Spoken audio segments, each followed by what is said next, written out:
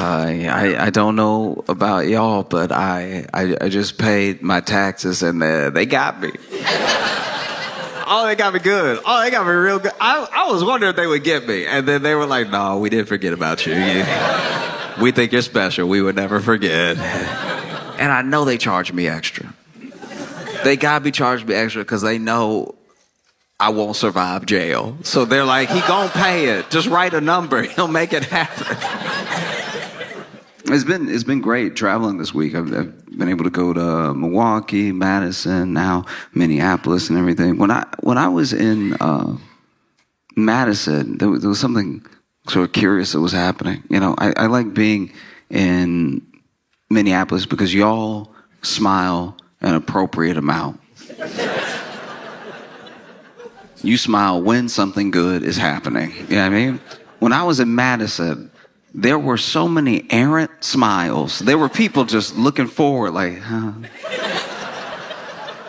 I've never been in a city. I told them this too. I told them this to their face. I was like, y'all all walk like you walk into the light. Like, this is crazy.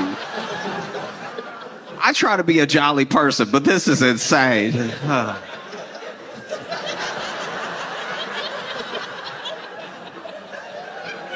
Nah, man, what? It was wild.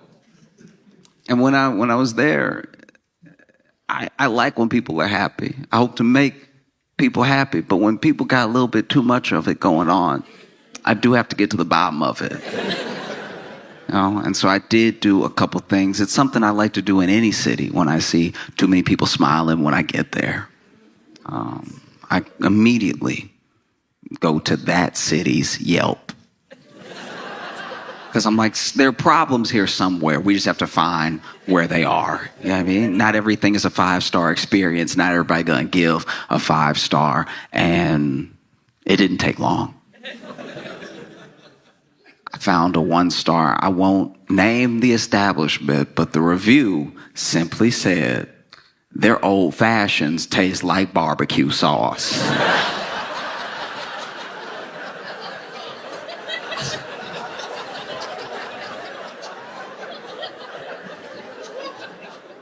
Let's be clear about something. You have to have such a fundamental understanding of how old fashions and barbecue sauce taste to take a sip of alcohol and go, nah, that's Sweet Baby Ray's. I know Sweet Baby Ray's. When I taste it, you not slick just because you thinned it up a little bit.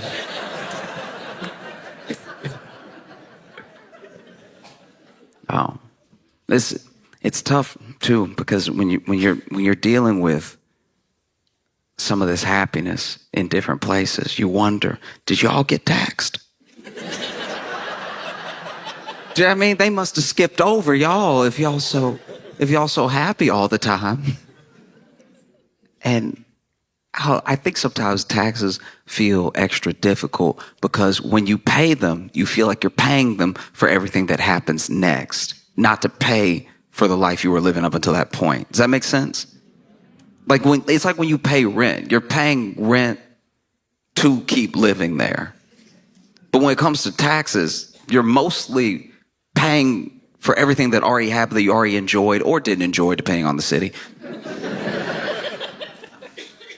And I think that if you got something back with your taxes, let's say you pay your taxes, they give you that tax return and everything. You can read all the numbers, why they say you owe what you owe or why you got back what you got back. And then they list next to that what they paid for with it. That might make people feel a little better, you know, because we don't know where our tax dollars go exactly. So then something happens and you feel like you're paying for that and you're like, this isn't what I paid for. And somebody should tell you, oh no, this isn't on you. That's not, that wasn't your money. You know what I mean? Like paying taxes as part of a country feels like when the bill comes and you got to split it, but you only got wings.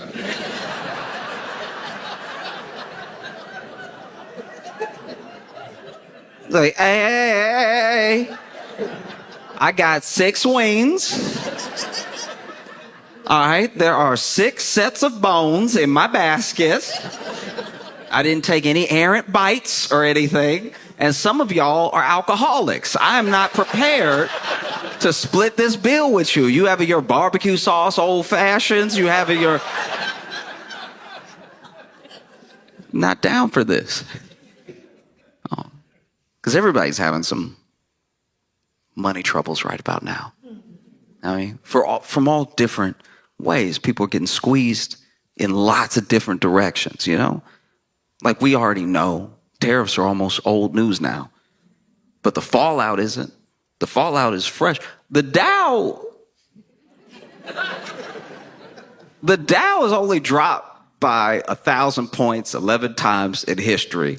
And 4 of them were in like the last 2 months. Like this is very bad. If this were a roller coaster, this would be the part of the ride where your neck breaks. Like this is... Engineers don't build this way. This is not safe. And you see it through the tariffs. I've talked about it before, but those people on the money channels, they're still a bit nervous. Still freaking out, you know. They still come on every day. One of my favorite things about watching them now is they talk to us like we're the news. They're there doing the news, but they looking right in the camera like, I don't...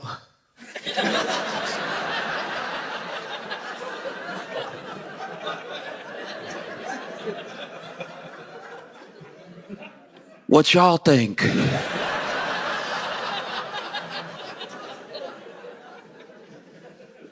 Oh, it's bad. You know, like just this week, you had people losing money in all sorts of ways. I mean, Christy Noah.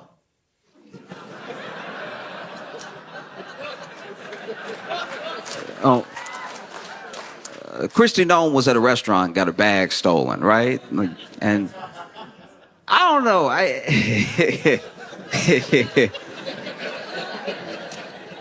It is wild. Okay, because then you have to... Okay, I'm trying to figure out how to put this. Okay, so then when you report your bag as stolen, right, and you got to list the contents of your bag, you know, her bag had her driver's license in it, had her passport in it. She had $3,000 in cash in her bag. $3,000 in American dollars. $3,000 in cash. What you doing, Christy? That's $3,000.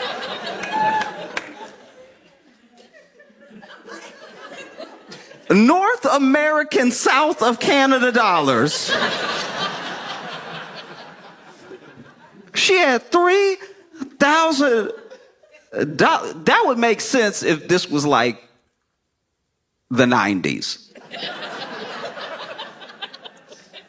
You know, it's the 90s. You got it like that. You got 3,000 on you. You know, okay, you might see a food truck, want to treat the town.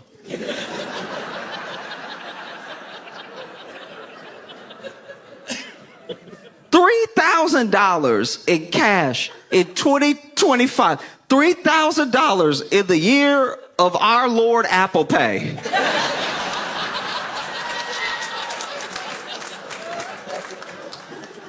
If I had been the cop that she reported to, that the business, and she told me, listen in the back, oh, my DHS badge, my passport, my driver's license, so much stuff was in there. I had a couple of Jolly Ranchers, and oh yeah, $3,000 in cash. I'd be like, oh,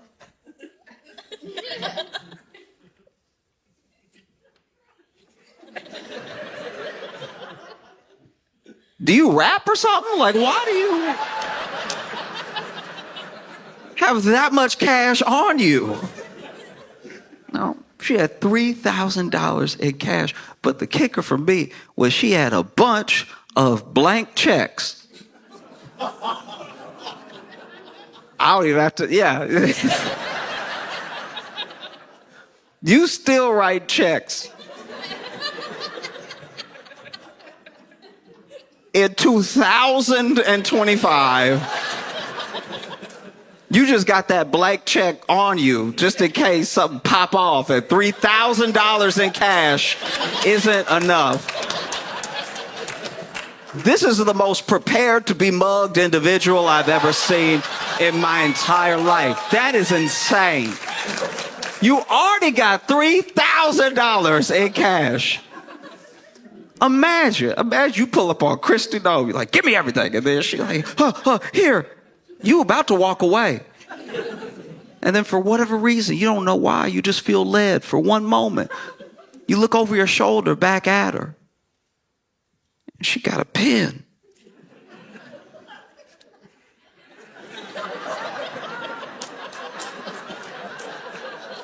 You said give you everything, you know.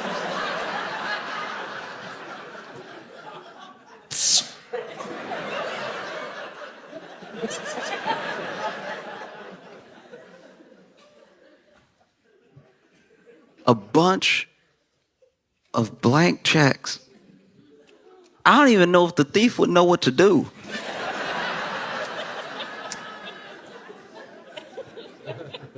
Like, there used to be whole departments dedicated to check fraud.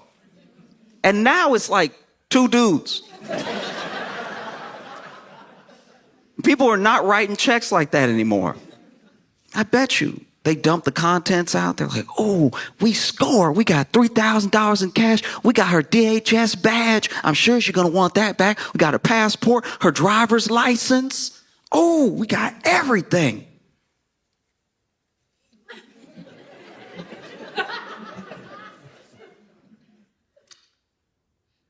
Why she got a bunch of little papers with her name on it?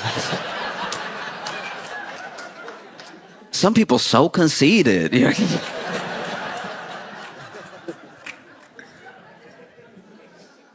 Oh, because I had an incident happen to me when I was in college, where I left for the break, and when I got back, the RA, resident assistant, comes up to me as soon as I get back on campus, and she's like, hey, I'm going to walk with you to your room. Now, you could get in trouble at the school I was in. It was a dry campus. You could get in trouble for like having alcohol in your room, or like if they found anything. Sometimes if there was even a whisper of something in your room, they'd at least want to check it out. And so I didn't know if maybe somebody had said something. I lived in my own room. I had my own like dorm room by myself. And so I was like, I know nothing should be in there that I don't know about, unless maybe I left it unlocked. Somebody put something in there. I don't know. So I'm kind of freaking out on the walk to get to my room. And then I go ahead, I open the door. And before I open the door, she's like, okay, don't freak out. And I was like, that's not how you start. It's the least helpful way. She's like, don't freak out. While people were gone on campus, there were a series of break-ins, and your room was one of the ones that was broken into. Right? Now, this isn't like me being like poor me, but everything I had is everything I had. Right? So I like the stuff that I left there, I have one of everything. All right? And same for the stuff at home. And so I'm opening the door thinking like, oh my gosh. Like, I don't have money to replace things that might be missing or broken, you know. So I open the door and my room is trashed. It's like fully ransacked and everything. And then she's like, you just make a list, okay? Make a list of everything that's missing, and we'll figure out if like the like Department of Public Safety on campus and the school at large can like help you recover some of it, or, you know, maybe, who knows, maybe the school can like come up with the funds to help you get the stuff that was missing. And so I look around and I'm moving clothes out of the way and all this stuff. I opened my closet. They were in my closet too and everything. And it takes a little while, but quietly I realized to myself that they didn't take anything.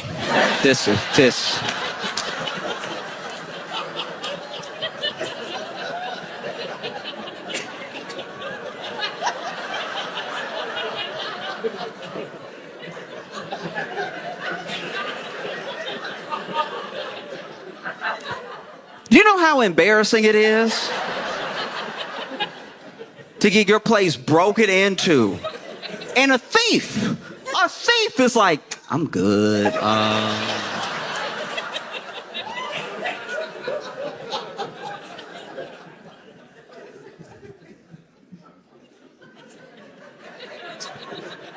What do you do?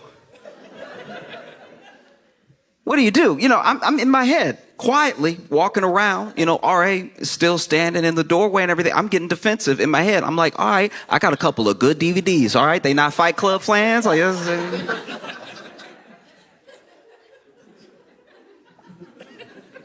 no, I got a PS1. I know the PS3 is out, but I had a 1.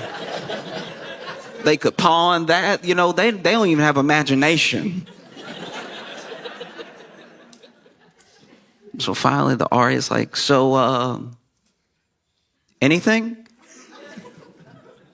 And I was like,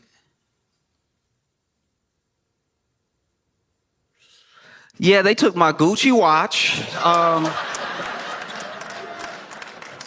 I had 2 Chanel bracelets. You gotta put the bracelets down. Please write the bracelets down, okay? And I had about $3,000 in cash. You know?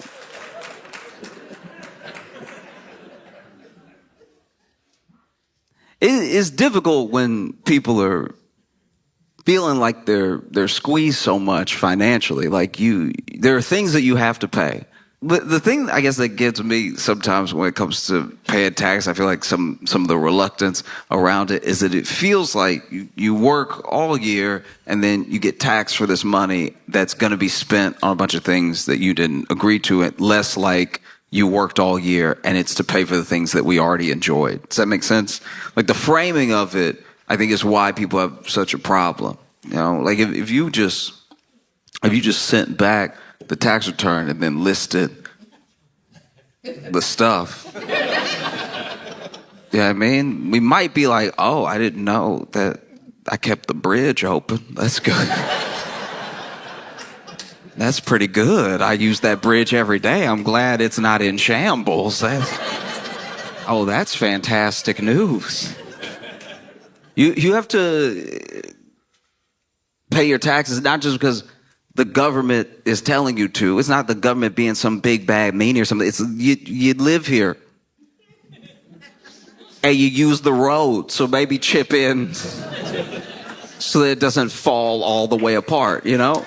And like that's not to say, really quick, that's not to say that I just pay my taxes blindly and love it and never question where it's going, because it is your money as well. So you deserve to have some say in where it goes. That's why we elect people to Congress. You know, it's why we pick the officials that we pick, even on a local level, because we're like, you work for me. You are my employee. And here are the things that I want to see. These are things that I don't want to see.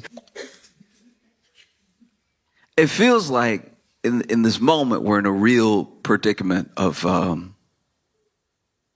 guess the best way I can describe it is I used to work at a store, and when I worked there, they promoted this one guy that was like, one of us, one of the cashiers. They promoted him, and they really shouldn't have done it. They clearly weren't paying attention. Like I was barely a good employee, and he was worse than me by far. And they promoted him. I was like, that blows my mind. And I wasn't jealous. It wasn't like I wanted a promotion. I felt like my duties to my level of commitment were right on par. Like I was like, let me stack the grapes. Let me stock the shelves. Don't ask me to do more, and I promise not to do less. Okay. Yep. But he was actively bad, and they promoted him. And a good example was he wanted to go to business school, and one of the assistant managers said, "Oh, I used to, go to business school. Like I graduated from business school. I tell you what, I will give you all my old business school books. I don't know how much of it will transfer, how much it will actually help you, but it can get you started before you actually start school. You might be able to learn some of the basic concepts. It'll help you, right? And that was a very nice thing to do. He didn't need to do that. I respected that very, very much. He saw somebody with a dream. He wanted to help them along, you know? And so he gave him these books. And I'm not even kidding. The next day, this dude comes to work and accidentally knocks over about a pallet's worth of wine because he was walking while reading the book. The book, I'm not even kidding, was called How to Understand Business. And this is who you promoted. You know, we're in the business of selling groceries. We buy groceries from places. We hold them until people want to buy them from us, and then we sell them to them. We're in the business of buying and selling groceries. He will stand in direct conflict with our ability to buy and sell groceries. And you've promoted him. You know, we're in a similar predicament now.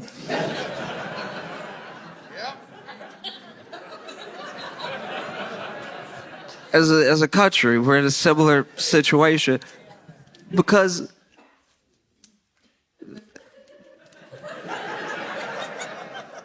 Pete Hegseth got in trouble again for the same thing from before. Basically, if you're not familiar, a bunch of people who are supposed to were using the app Signal to, talk about war plans. And, quick gist, they accidentally invited a journalist, and then the mission kicks off. They do the attack. The attack is successful, and everyone finds out, and they're like, that was dumb. Don't do that again. And everybody was like, we can't promise that. Like, that's not. Okay. Well, fast forward to rewind, we are in the same situation again because unbeknownst to, I guess, anybody at the time, Pete Hegseth had not only been using Signal to discuss war plans, he had a whole other channel where he was just talking to his wife, his brother, and his personal attorney. And you couldn't. This is what genuinely bothers me. Like this is what actually upsets me about the whole thing. Some people are upset. They're like, I can't believe they were discussing such sensitive information that should have been. They can say it's not top secret. They can say it's not classified, but it's at least something that we should hold tight until the mission happens. And he's just discussing it plainly on this app that could be hacked. And it's like those things. Discussing it with people who shouldn't know isn't actually my problem. Maybe this is my own hot take, but I feel like that sort of thing happens all the time. I think anyone who's like married to someone in government, anyone who's married to someone high up in any business knows some things that they're not supposed to know. That's like human, actually. You don't think Michelle Obama? You don't think Michelle Obama was kept up at night knowing stuff she wasn't supposed to know? Do you hear me? You think Michelle Obama was in the White House like, Barack, what's wrong?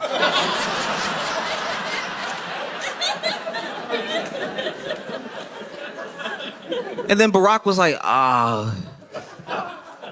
it's classified. No. I don't think that happened. I'm sure Michelle was in the White House minding her own business, eating a veggie plate. Barack halfway kicks open the door. I've had it up to here with them. Okay? They want to kill everybody. They want to blow the world up. Now you sitting there, you Michelle, you like, oh, I don't even want my carrots anymore.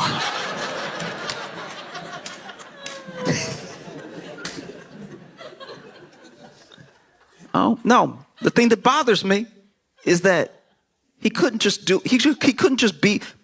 couldn't be professional, and wait for an hour till he got home to tell her in person. Like, just do it the way people normally do it. Walk in the door, be like, you won't believe. Like, that's the way you do it. But when I pay my taxes, I do get upset when I see it blatantly being misused. You know, like when Pete Hegseth is supposedly building a $40,000 studio in the Pentagon to do his makeup before he goes on TV. I'm like, that, if even $1 of that is mine, I'm very upset. Like, I'm not saying I'm the whole 40, but like, that's so insane. Secretary in the makeup room. Should he be at war? Like,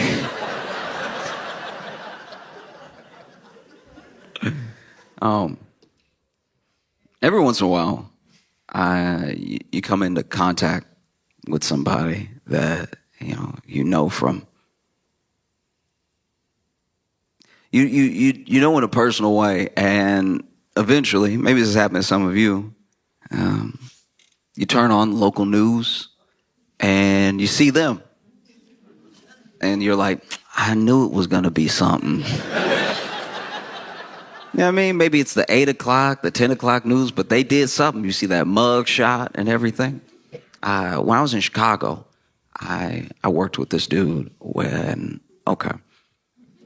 at our job, in the break room, we had a light sensor for the light switch. So you could just press it, lights come on, or, if nobody was in there or if you didn't move for long enough, lights go off, right? And one day, I'm walking into the break room, take my break, lights are off, I walk in, lights come on, and he's sitting there, already in the break room, eating barbecue. And let me go out on a limb right now and say that if you eat barbecue in the dark, you are a murderer, okay? You're already guilty in my mind. If you are that comfortable with bones in the dark, there's no telling what else you're capable of. If you are that comfortable slipping and sliding on your teeth and tongue, barbecue is messy enough in the light. You should have seen his face when the lights came on.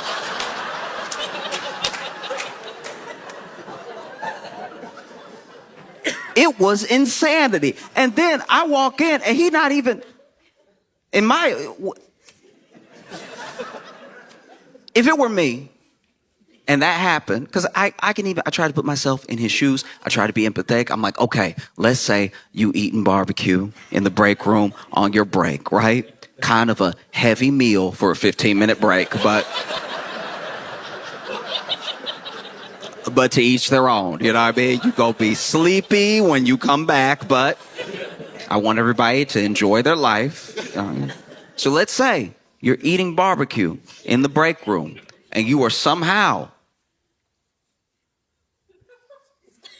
doing it so still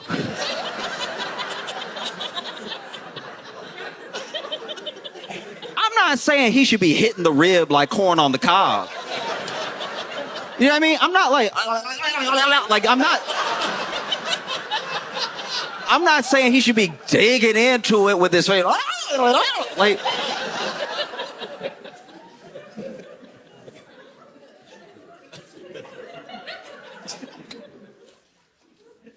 in case you're wondering, that is, at least in my mind, the sound you make when you eat barbecue in the dark. Like that.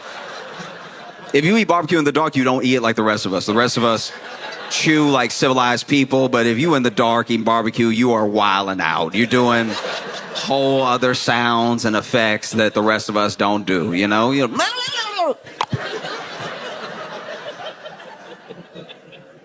I'm not saying that you need to be doing a bunch of extra movements when you eat your barbecue. I'm just saying if you're doing it so still, you know, munch, munch, munch. Munch, munch, munch. Munch, munch, munch, munch. Munch, munch, yum. Munch, munch, munch, munch. If you're doing it so subtle that a light sensor, that technology was like, ain't nobody in the room. And then they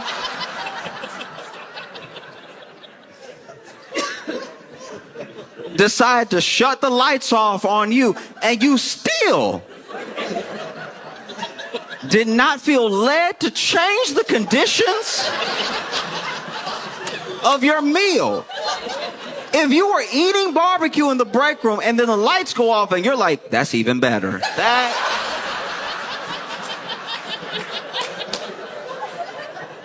That tells me you're not right in the head.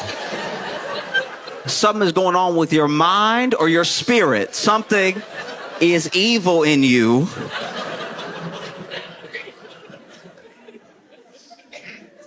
Munching away. And then you think to yourself, oh, what if someone walks in?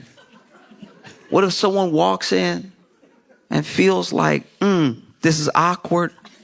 This is weird. I would hate for them to judge me and my entire personality based off of one instance, you know? Maybe I should get up and paw my way, if the lights don't come on, to the light switch and press it so the lights come on and the room is once again filled with God's holy light.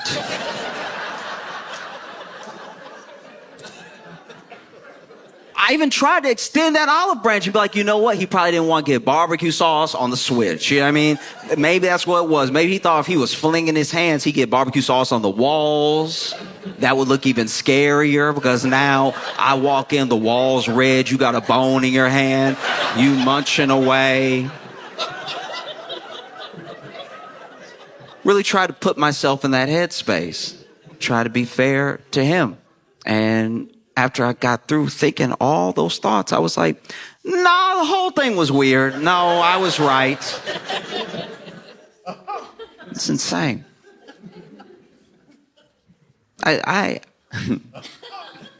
Okay. Side note. I left that job, right? And one day I was catching up with a different coworker. I was telling them what happened, right? I was like, hey, I was super weird. Like I get in there and, you know, he'd been in the dark, so he wasn't fazed. It wasn't like something just happened and I walked in right after or whatever. And they were like, oh, you know what? I didn't want to tell anybody. But the same thing happened to me. Which means on a different day, this man was eating barbecue so gentle that he lost the light again. And this dude, okay, so look, so my coworker told me, they were like, no, okay, so when I walked in, that light, I think, was genuinely broken because I walked in and it was still dark. Like it didn't just come on because I swung the door open, right? So we at least know now he didn't turn the lights off on himself. Because I did worry about that. I did worry that man took his break, went to the break room with his barbecue, knew what he was about to do, knew how unchristian he was about to behave, set the barbecue down on the table and was like, nobody needs to know. But yeah, so apparently there was a problem with the light in the break room, and they were like, yeah, but when I walked in, he was eating the barbecue, and I'm pretty sure he was choking. Which would make you feel bad for him for a second, until you really put yourself in that situation. Because if you walk in to a dark room, you assume nobody's in there. And the sound of someone choking on barbecue in a dark room does sound like a demon. It does sound. If you walk in and start, No, do it real quick. Close your eyes. Close your eyes real quick. I want everybody to close your eyes. Close your eyes. Close your eyes. Close your eyes.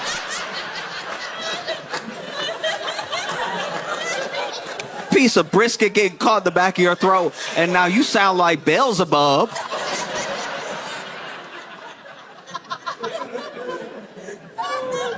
No. And so then when the light when the light from the door spilled in, they saw him. And they couldn't really make him out. Because they were kind of blocking the light themselves, just standing in the doorway. And they said that they just saw him, like, eating in the corner. Which, why are you facing the wall? I forgot to mention that. That happened to me, too. He was facing the wall. It's already dark. You don't need to worry about being seen. But he's facing the wall going...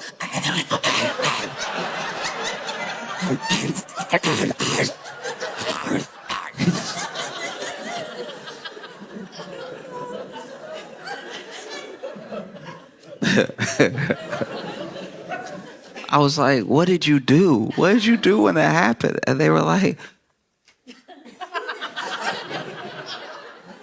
I thought it was a demon.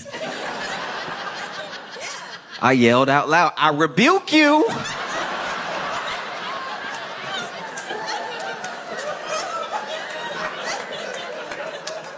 And then I closed the door.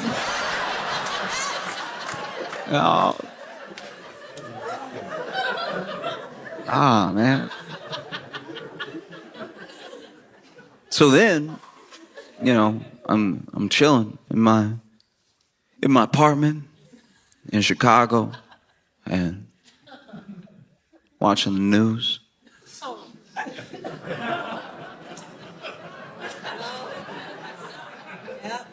And I see a mugshot with a familiar face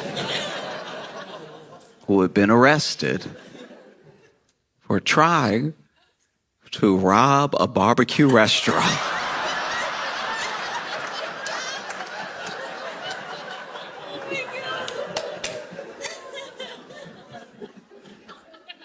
It's especially tough right now because I think people are getting squeezed from more angles than we thought was possible, right? It's like, you know, wages aren't increasing, jobs are hard to come by because of layoffs. Some of the layoffs are like the seasonal layoffs when, you know, companies restructure and everything, things that we're actually used to. But then some of them are people losing their jobs in government. Some people are losing their jobs in the private sector in place of potential like AI advancements and stuff, all while you have the tariffs going on.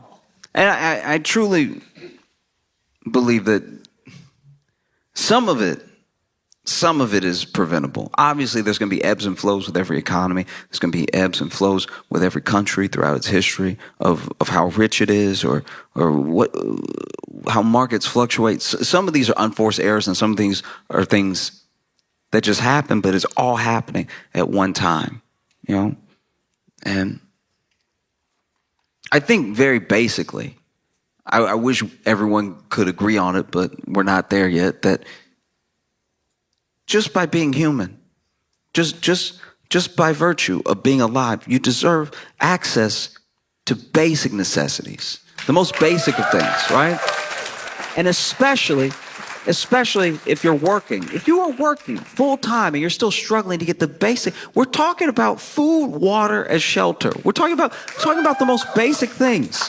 And I think sometimes when you bring up the people who are having a rough time, they're having a rougher go of it than is just, right? Life isn't fair, but you build the scale so that things can level out, so that they can be just. And when you talk about people who are having a rough time, who need extra help to try to get level, and they're working, they're doing their best. I think people conflate that with people who want luxuries or they want something for free. These people are already working. We are the hardest working country in the world. We clock more hours than anybody else, and we every year have less and less to show for it. We have less to show in healthcare. We have less to show in education and possibility of upward mobility. Every year we work harder, and every year we have less. We take less vacation days than pretty much anyone in the world. And for all of our hard work, we are not seeing the fruits of our labor. And there are people who will tell you, oh, but if you just work a little bit harder, if you just do it this way, oh, I'm smart, I figured it out, you will too. It's people who are not addressing the fact that everyone does not get a fair shake. You know, like you only need to look at me as an example. You don't think I want to be in the NBA?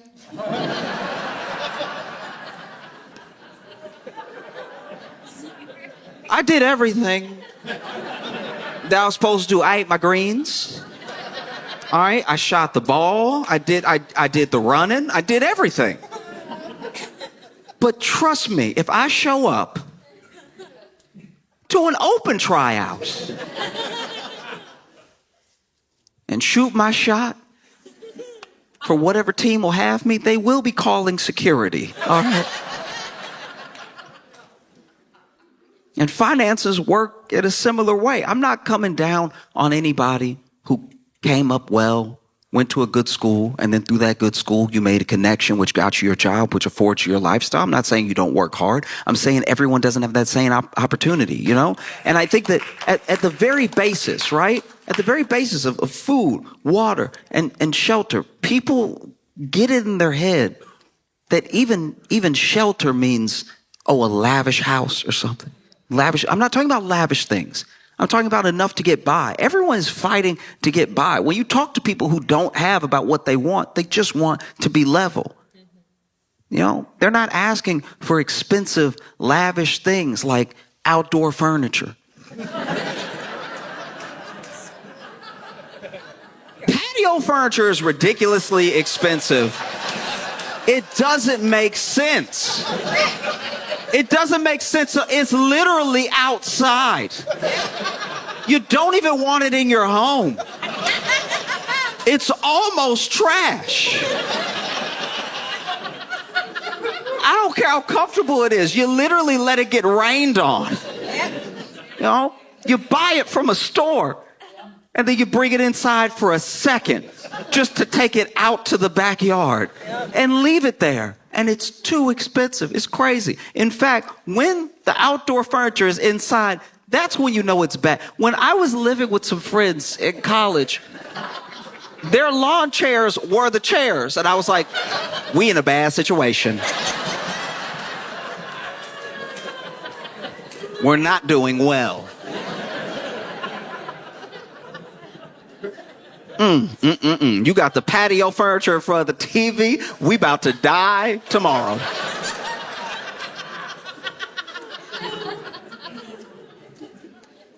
Whew. Yeah. You know? It's bad. It's bad. And it shouldn't be this bad, you know? You work, you pay your taxes, those things should come back to benefit you. And it's still that there's a narrative that's going on that's got all of us really going after and arguing with each other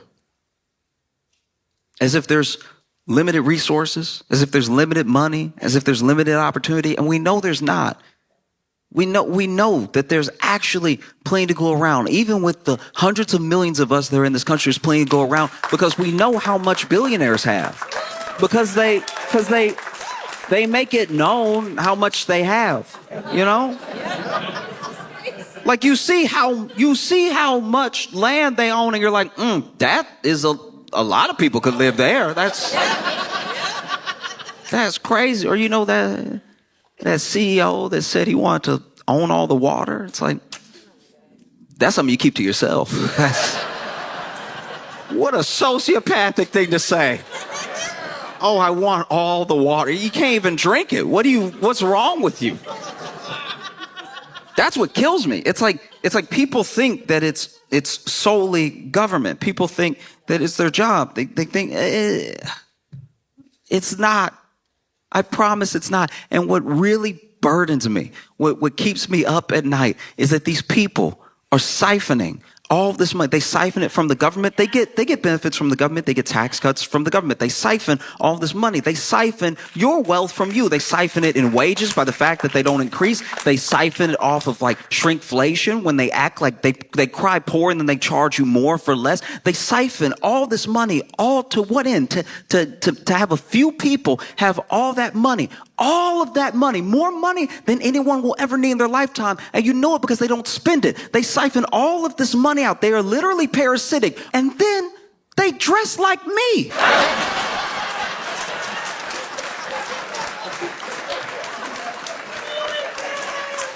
That's so crazy. You have all the money in the world and you look like me. What are you doing? That's so crazy. Oh, it doesn't have to be this way. And I know sometimes you can feel powerless, especially when the big thing is happening, when the big thing is just going, you know. But it does, with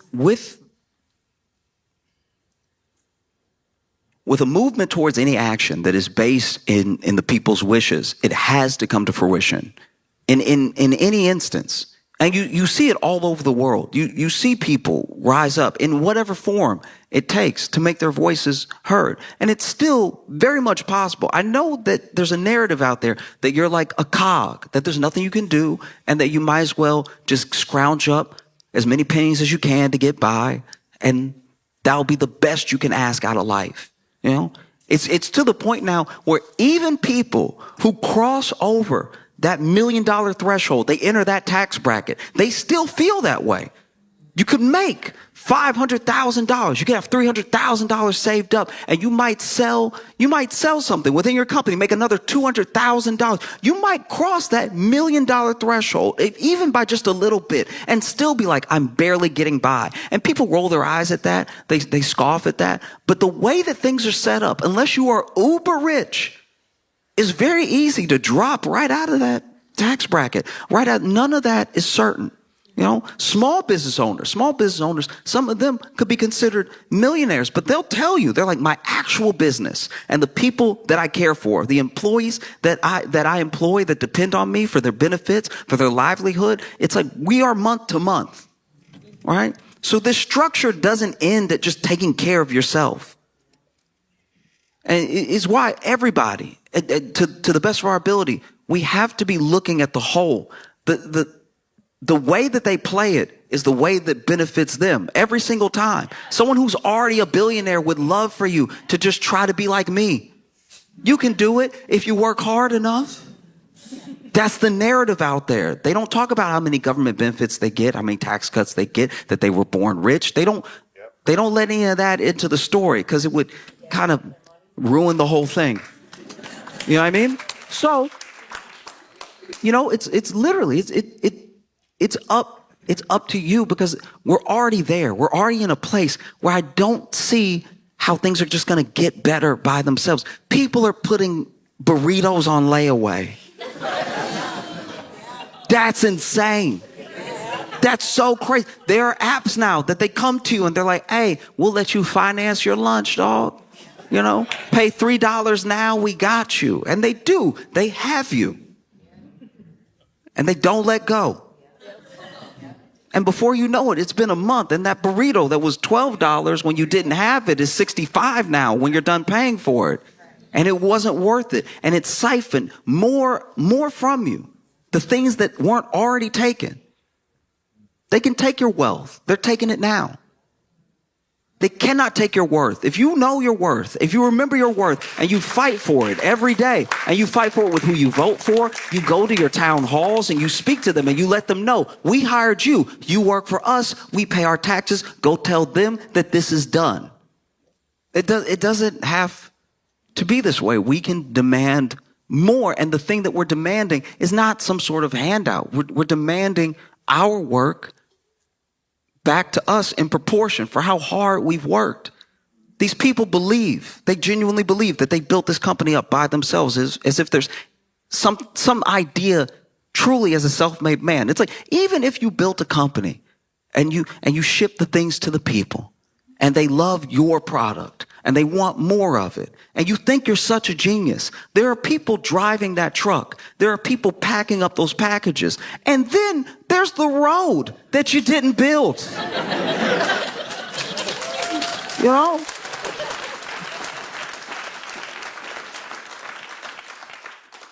In what world should it be like this? That's crazy.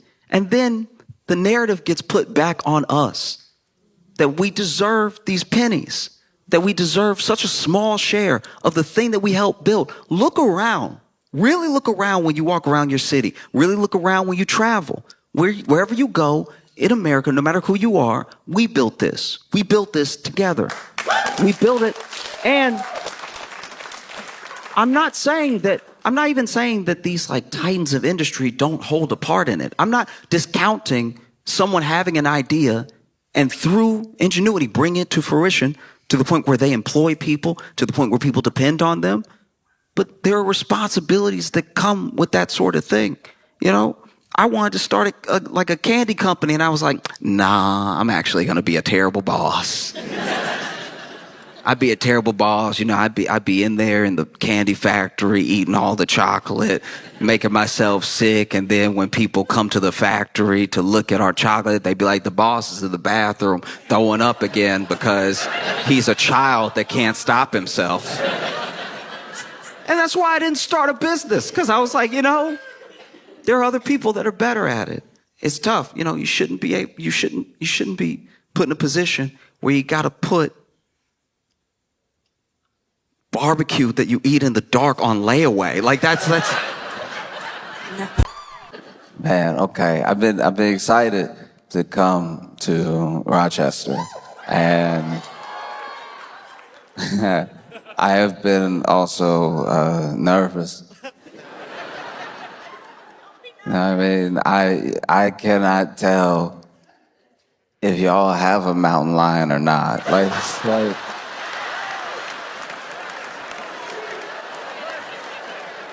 listen, I can only go off of what I've been watching. And what I've been watching, I'll just walk you through it.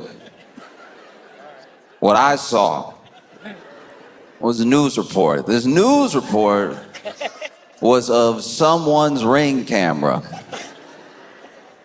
I like that the whole community is involved in the surveillance. I like that.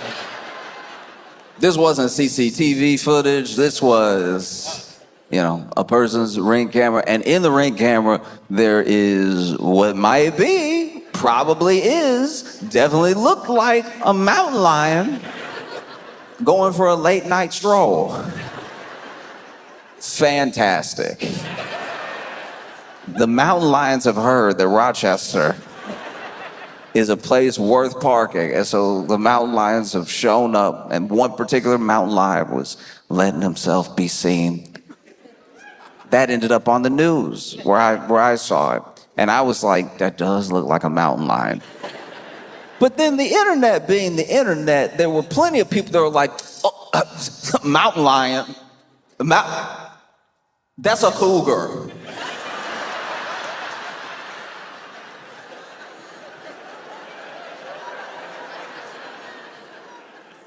Nothing makes me want to like get into it with people than well, actually, like that's so beside the point. A very big cat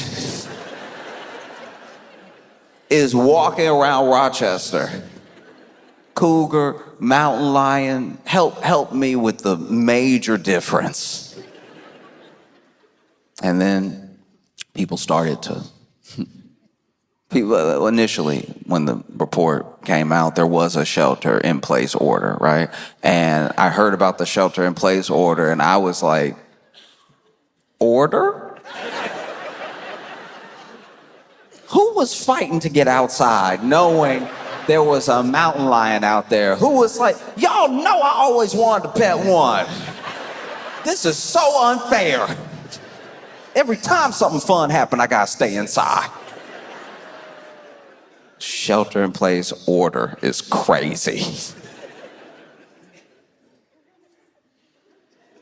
I saw people commenting online off the video, And I saw some people that were like, oh.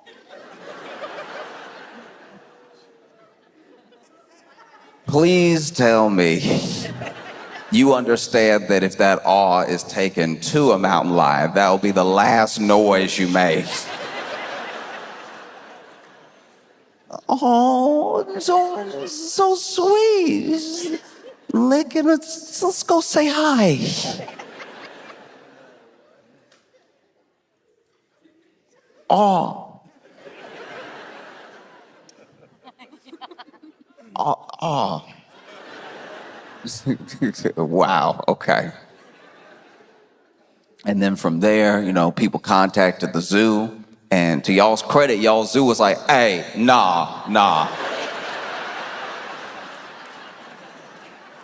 Everybody here's supposed to be here. Okay? We not just loose with the gates like some other zoos have been. We got all our cougars, we got all our mountain lions, every cat is here. And like the fact that this thing was just strolling as well. It's not like running around. Everyone that says they've seen it, it's like quickly become this like urban legend / mascot of Rochester. Because then the people that have seen it, and look, I'm not saying that if you've seen it, you were supposed to tackle it and take a selfie with it. I believe the people that say they saw it. I believe one person in particular that says that he saw it. I believe the man that your news interviewed that said that he saw it. This man should just be an anchor. The man is all the news, and they turn and he went rawr.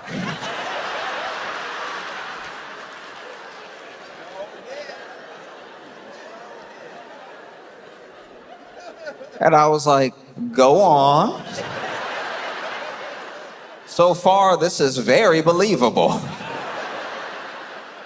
He's like, it went rawr, and I was like, ooh, I'm good. No, none of that. No. I like how that's how you get away from wild animals. It's like, because admittedly, look, I'll tell you, as a black person, that's exactly what's happening. If you see a wild animal out in the not wild, you start conversing with it like somebody you owe a lot of money. Hey, look, no, hey, listen, no, look, no, please, no, no, bruh, no, thank you, no, please. Look, nah, later maybe, but no, not today. Oh, Lord help me, oh.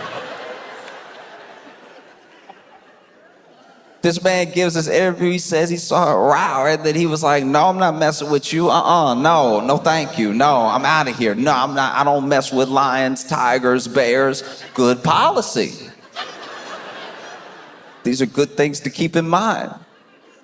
I don't mess with any of them. And then my favorite thing about the interview wasn't that he was like, it could be anywhere. It could be in those bushes, as this man looked up.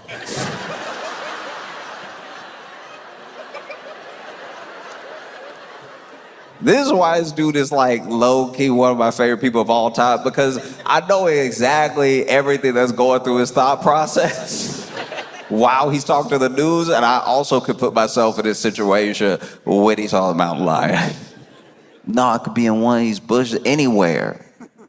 He stopped just short of what I probably would have said, which is like, it could be anywhere. Anywhere, these bushes up here. It could be in the house. It could be you.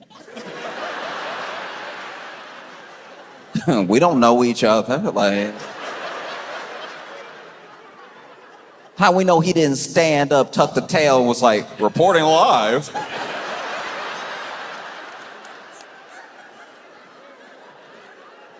Matter of fact, roll up your sleeves. Let me see how furry you are.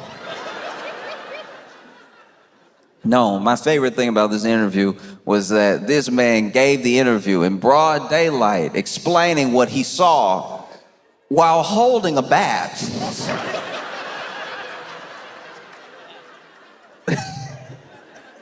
It's like, that's why I keep it with me right now. That's why I got it on me. And I'm like, yes, but no. No, that's why sometimes I don't like the movies that Hollywood makes that, they put scenes out there that wouldn't go the way that we've imagined. You put Idris Elba in one movie with a line, and now people think they could fend off a mountain lion with not a thick bat. That bat looked like Pee-wee grade. That was not a slugger. He was like, no, don't come near me if it comes anything. No. And then y'all did not help the situation. Because then you started posting AI of y'all with the mountain lion. This woman said she heard a row and she looked and he was in the bakery. And I'm like, I'm believing it I'm believing it until I see the picture. I'm over here being like, man, this woman chill. This woman a straight gangster. She's not just a baker. It was in her store. And they showed the picture. I was like, y'all gotta stop playing. This is supposed to be the news.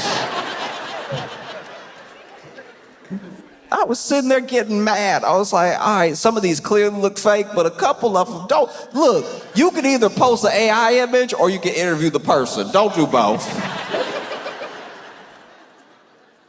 That's disrespectful to my man who's probably still carrying a bat right now. You all over here scared him, making him think the mountain lion everywhere.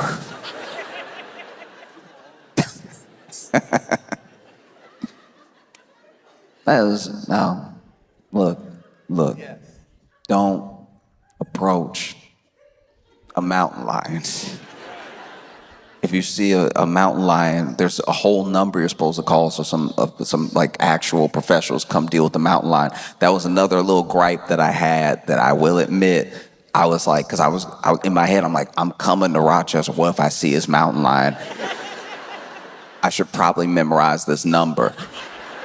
And instead of being in any way catchy, in any way memorable, this number isn't 1-800-sighting. That would be too many numbers, I understand. But this number is just 1-375-2280. It was just such a regular number. I was like, no one will remember that.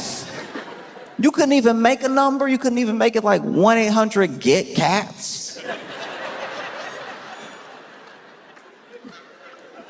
Not even try. Now I'm over here, I see the mountain lion, I don't have a bat on me, anything. I'm doing the regular thing, the thing that we know to do. No, I'm not messing with you. I'm not playing with you. Get away from me. Oh no, oh geez, right? And now I'm trying to call the number and I'm like, 1.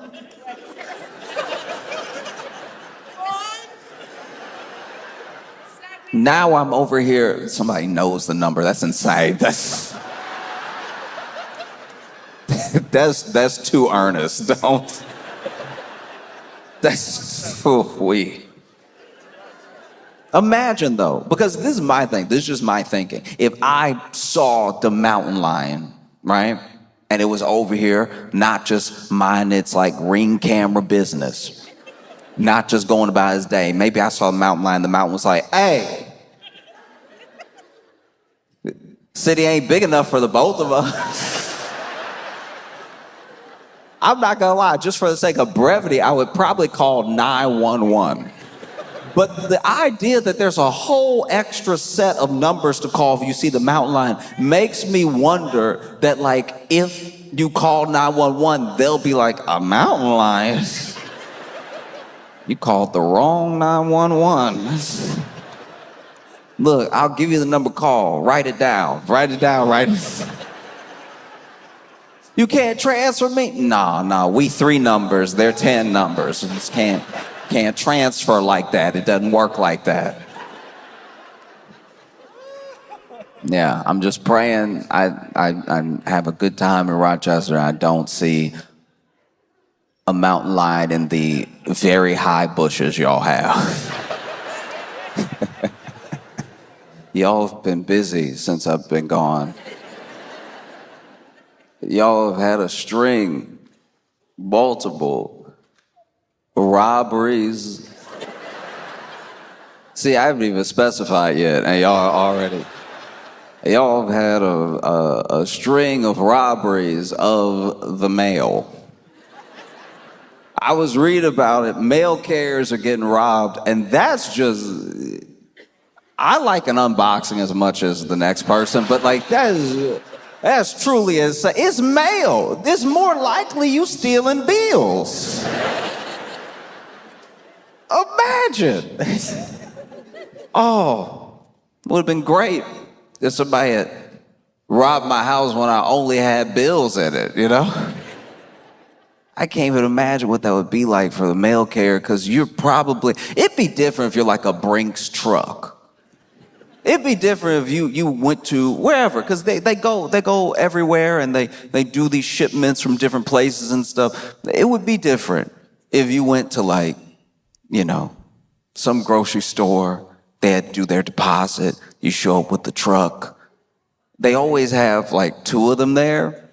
And I used to think that was for security, but the worse the economy gets, I'm like, nah, that's so somebody doesn't quit on the job. That's so somebody doesn't just drive off with the truck. There's at least one other person there to keep you accountable. But they'll have the person who's like loading up the truck or loading something in from the place that they're picking up from, and then they'll have one person just sort of standing there looking at everybody. I used to work at a grocery store. This exact thing would happen. Like, they would come with the truck, and there would be somebody that looked at everybody like a suspect. You would have grapes in hand, and he'd be like, what's up, though? Like, you trying to... It's like, oh, I'm trying to, check out, get rung up. It's like, okay, all right. Likely story, but okay. And then, they go off, they deliver it to the bank or whatever. I can only imagine if you work at the mail.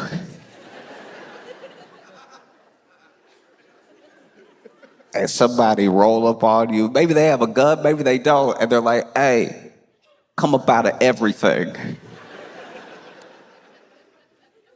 I don't even think you'd be trying to be brave. I think out of genuine confusion, you'd be like, the mail? Yeah, everything you got. It's like, I can tell you right now, because of the route that I'm on, none of these about to be checks. Do you know what I mean? Because it's not even like they're robbing the mail carrier of like the best neighborhood. You just robbing the mail in hopes. It would be different if this was like the 1800s. It would, because back in the day when they robbed trains, those trains did bring like mail with them. And a lot of that mail was like, from bank to bank, or somebody sending something to someone that was precious. You had these great train robberies and everything. Now, you'd be sorely disappointed if you were to hop on an Amtrak. You're like, okay, everybody, this is a robbery. It's like, all right, first of all, let me tell you right now, every single car in that Amtrak, bathroom destroyed. So already, you get on the Amtrak, you'll be like, all right, everybody, this is a...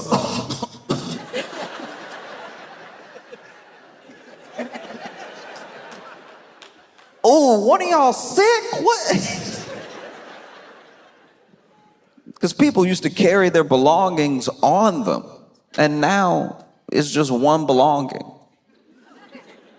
Like, now the phone's more important than the wallet. For some people, the phone is the wallet. That's why when some people forget their phone, I'm like, y'all didn't take life seriously at all today. Do you know what I mean? Like it's one thing if I forget my ID, or if I forget one of my like cards, or if I forget my keys or my AirPods. Like, you do the little check before you go, make a song out of it, right? It's very different if you decided, hey, I'm gonna put everything in the phone. That way it's all in one place. Some people even put the card in the little pouch behind their phone. I remember the first time I saw that, I was like, this is a horrible idea. just attaching the wallet to the phone. And they're like, no, now everything's in one place. I'm like, yeah, you made it easy for the mugger. That's all you did. You still gonna be forgetful. I don't know why we think that like changing that thing will like change us. Do you know what I mean? My friend is very forgetful. But then he's like, no, if I just put it all in one thing, I'll be fine. I'm like, no, you'll forget more at once. Your day will be worse. Because then I already saw this, right? You saw that they put the phone into the back of the case, into the wallet, right? All one thing. Then they were like, why even use a case? Let's just mush the credit cards into the phone, let everybody pay with their phone. So now, a lot of my friends don't even carry credit cards. It's just the phone. So now when you forget your phone, I'm like, who are you? The phone was your ID. It was your credit card. It was your phone. This is what's crazy about losing a phone now. Not just on top of not just on top of like how much we keep in it, but my friend locked himself out of his house because he had put his keys in his phone. Because you know they have that thing now where certain scan you can scan and then just boom, click, and then the door opens. He did that because he was like, why keys? Keys are so archaic. And then pitched it to me like this. Why am I just walking around all day jingling? What am I, the crypt keeper? Why am I running around here clink, cling, cling, cling, cling, cling, cling, cling? No. That is entertainment for babies, all right?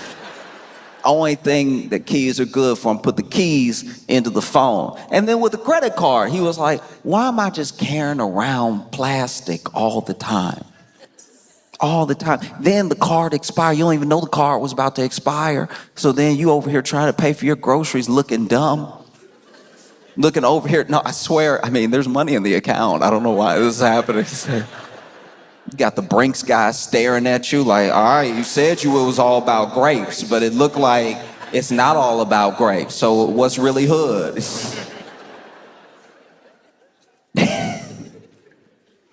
Now I put the card in my phone. I put the keys in my phone. I got everything all the time. And I'm like, all right, but what happens when you don't have the phone? Because you're telling me all this as like the reason to put everything inside of one thing. But now you're locked out.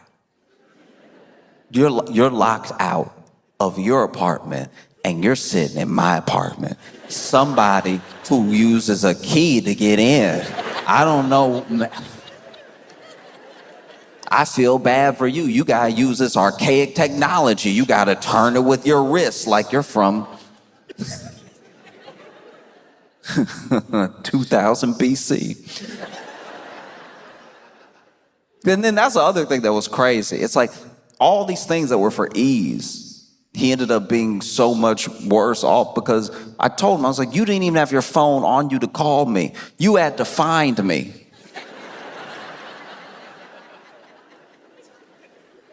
Do you realize how much crazier that is? If you had kept it all separate, if you had diversified your belongings, and then realized, ooh, I forgot my phone. Let me use my key to walk back into my apartment and maybe send an email to a friend or let someone know I'm gonna be late, right? Or if I forgot my key, I now have a card and a phone to either call someone else who has the key or just go to, where we keep our spare key. You can go where you keep your spare key. Because you keep a spare key, right? You keep one physical copy, right? You keep one physical key and then you keep your phone key because one of those keys isn't dumb. And he was like, why would I have a backup regular key? just so somebody can find that key, break into my place, and steal all my belongings. I'm like, it sounds like you have one belonging. It sounds like... I'm waiting for when they do that. I'm waiting for when Apple is like, no, put the couch in the phone. Just trying to get you to sit on your phone to be comfortable. And then when your phone cracks, it's like, oops, maybe that was a bad idea, but you will need a new phone. We're doing all this stuff and it's just doing too much. Doing too much and doing too much. And then you get to the place where you don't even know why you're doing what you're doing. You get to the place where you're robbing the mail.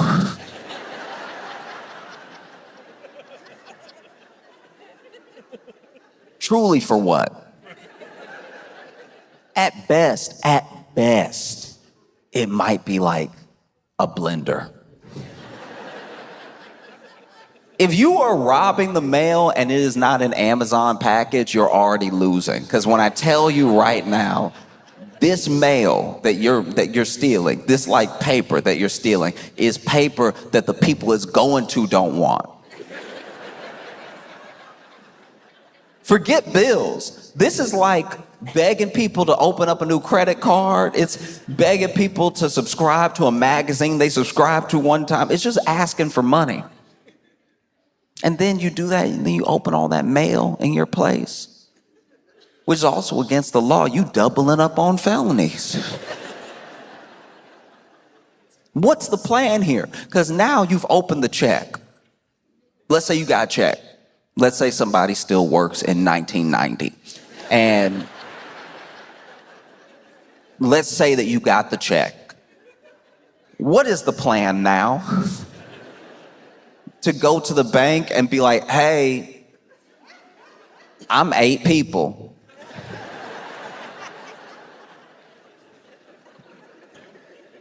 But who knows? Maybe the banks in Rochester just cash whatever y'all bring. I have no idea.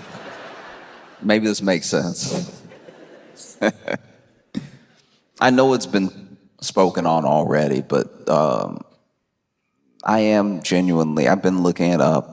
I've been educating myself, and I'm fascinated at the origin of the garbage plate. Because here's the thing. I'm not here to talk about if it's good or not, or the aesthetic or anything like that. I'll get to the aesthetic, but like the name. I don't know. This is what I think happened. This is okay. Look, I'm pitching you what I think happened because we didn't have to get here. Anything that is good does not also have to have like a derogatory name, right? But I think that like something happened. Something happened where like I live in New York City. I live in Brooklyn, and New York City is very dirty. There's a lot of garbage out. No alleys, just street. I remember first time when I moved to New York, because I moved to New York with very little frame of reference of what New York would be like. And so I moved to New York and I saw the trash on the street and I was like, oh, okay, I didn't know we were in a state of emergency.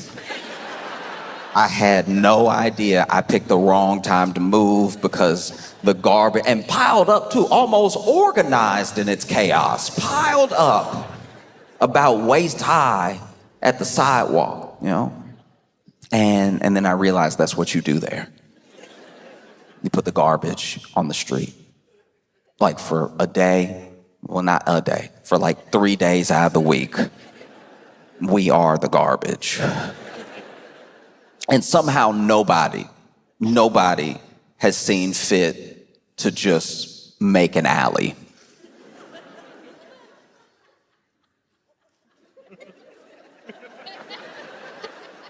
Isn't this one of the oldest cities in America? At any point in time, somebody could have been like, look, we're gonna have to like eminent domain this one brownstone so that everybody doesn't have to live like the apocalypse happened 5 months ago.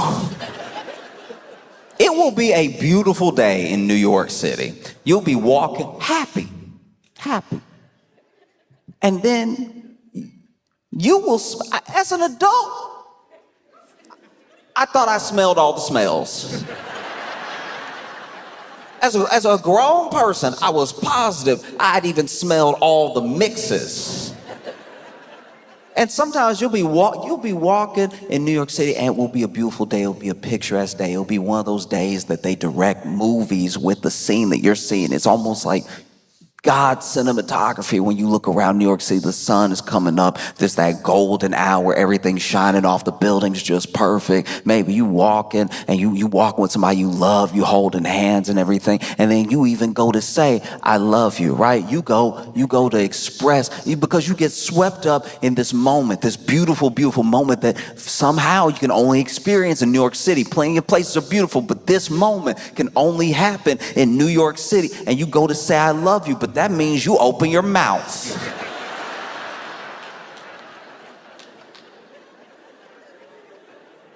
And so now this person whose eyes you were looking deep into, you go,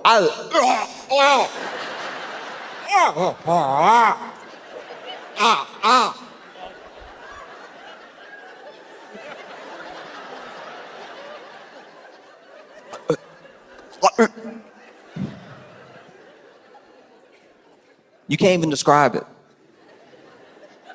You can't even describe. The only thing that even comes close to it is if you like ran onto like an Amtrak train with the bathroom door open. You've never felt or smelled anything like that. You felt like you were walking through a cloud when it happened. And now you're doubled over. That moment has happened in New York City for as long as New York City has been around, since its founding, since they were like, no, just mush them together. Nah, everybody want to live here, mush them together. No, and on top too, let's build up. No, it means more trash, but it means more people to, pay more taxes for us to still not have figured this out. Look, it's a phenomenal idea. There's no way, no, you can't cut through these buildings. You can't tear something down. No, that'd be crazy. This thing is worth $2 million. This piece of property that nobody wants, that no one will ever want, is also worth $2 million. No, we can't make it an alley. That would be useful. And so, I think maybe somebody saw that entire situation. And they were in Rochester and they were eating at one of their favorite places, and they were like, that looks exactly like what's in front of me right now. I've seen it, and I feel like there were other names, because there were other words available. You know what I mean? This is how I'll put it. It would be like if I baked a cake, right? If I baked a cake and it was a triple chocolate cake, right?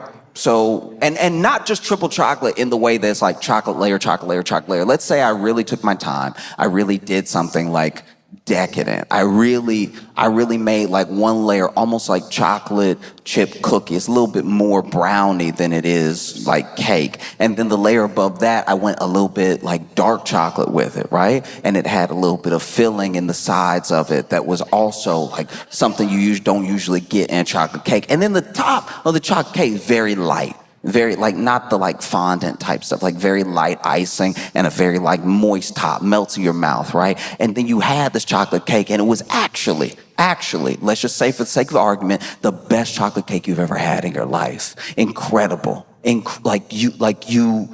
were moved by how good this chocolate cake is, because you never had chocolate cake like it. This might make you act different, move different throughout your life. You never had chocolate cake like this before. Never has somebody put chocolate cake on a dish and then you put fork to cake and then fork to mouth and cake to mouth and then felt this good about your life and yourself, right? It's never happened before. And so then you ask because now there's a different person. You're a different person when you had the cake, before you had the cake, and after you had the cake, right? You're about to move through the world with more love, knowing that there's cakes like this to be had. You're about to spread the good word of this cake because more people should have this cake. More people should feel this happiness, right? And you take a break from chewing, from everything, to ask me, what kind of cake is this? And instead of saying triple chocolate cake, instead of listing the ingredients, you ask me what type of cake it is, and I say,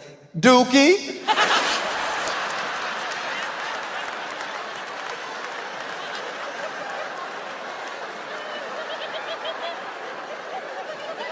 I called it Dookie, because, no, because when you look at the plate, you know what I mean? No, it looked like Dookie, so I called it Dookie. That makes it more enticing, doesn't it? Have another slice of Dookie.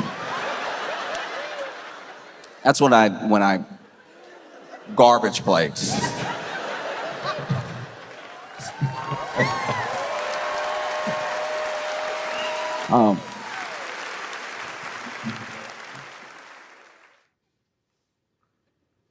They may have found signs of ancient life on Mars. And I don't know how that helps us.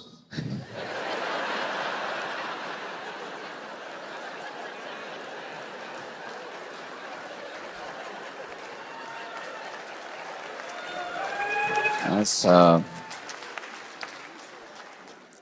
y'all did it. You know what I mean? Ancient life on Mars. Not current life. To my understanding, they have found signs that somebody used to be there. Okay.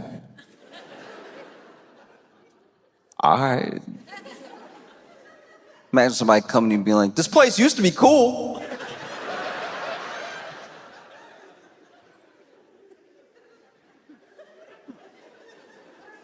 Because I've thought about that. I've thought about how, what if, let's just say, for the sake of argument, what if there was like ancient life on Mars? And like ancient beings, we're not talking about like little microbes or anything like that, like intelligent beings. Like obviously we would call them aliens and everything because they're over there, we're over here. But like they lived on Mars. And then even though they're intelligent beings, they didn't always act in a way that was intelligent. You know what I mean? They didn't take care of themselves, each other, or their planet. And maybe they built out systems that didn't actually benefit all of them, just a few. And then it got to a point where they were not just unhappy with each other, they were unhappy with their planet, a planet that they had basically ruined. It used to be dope, and now it's whatever it is now. And so then they worried that there was no way to reverse course. There was still time, but they were like, what are you gonna do?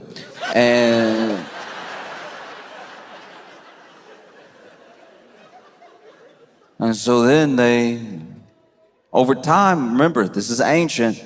Remember how long the universe has been around. They looked around and they were, in some ways, very intelligent. Maybe intelligent enough to find another place to live. And maybe they find a place, and maybe it's called Earth. And maybe they went to Earth and they, been on Earth for so long, they forgot where they came from. But being intelligent beings, they made all the same mistakes all over again. And so then there comes this day where they look around and not really happy with themselves or each other or their planet. And rather than hopefully not wrecking it or themselves, they're like, what if we went to Mars?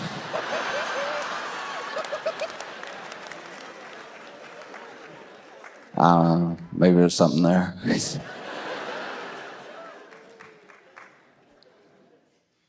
Because I do think that, I don't know, I feel like that's as likely as finding life on Mars. Because that is where we're at for the most part. There's a lack of belief in the idea that you can still build community, or the idea that people can still see each other as people. That's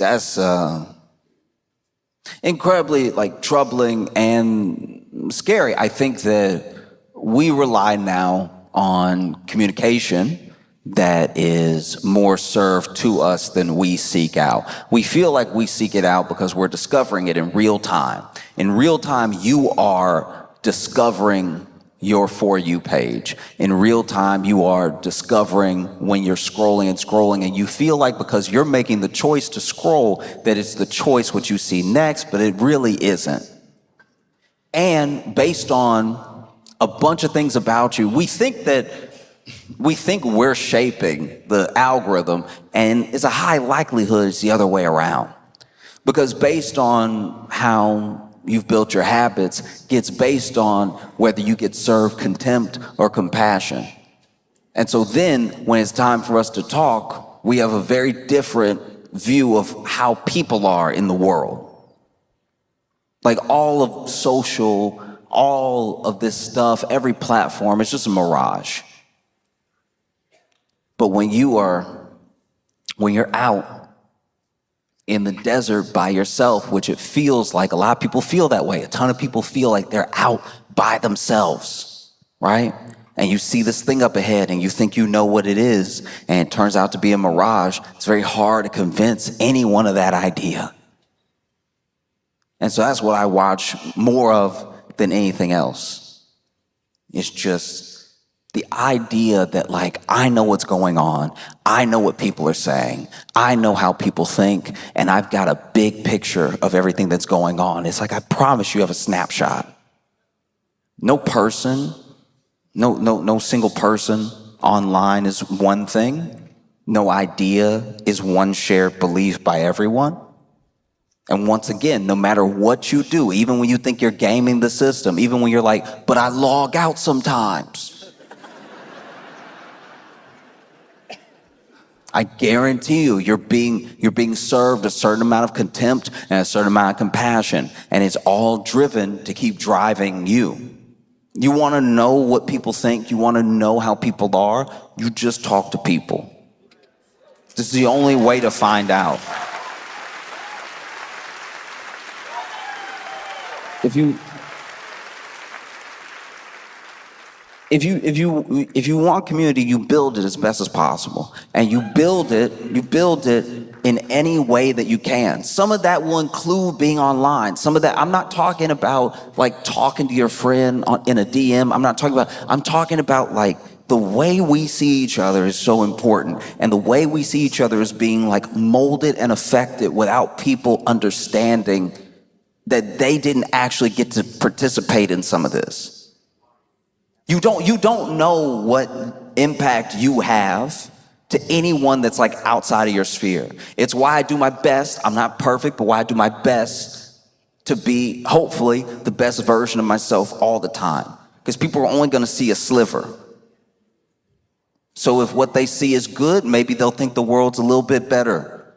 And if they see bad, they might think the world's a little worse. And it goes moment to moment. And no matter how much you try to put out, you can still get drowned out. But I know that when I see people, when I see anger, when I see hate, when I see love, when I see compassion, I know that I'm seeing all of it at one time. And then the real mix of it that's out there is different than what's in my phone. The same way you shouldn't put your keys and your wallet and your...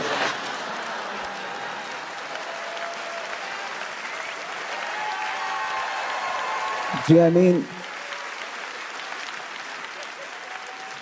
The same way that if you put everything in the phone and then you lose sight of what you're up to, you're lost.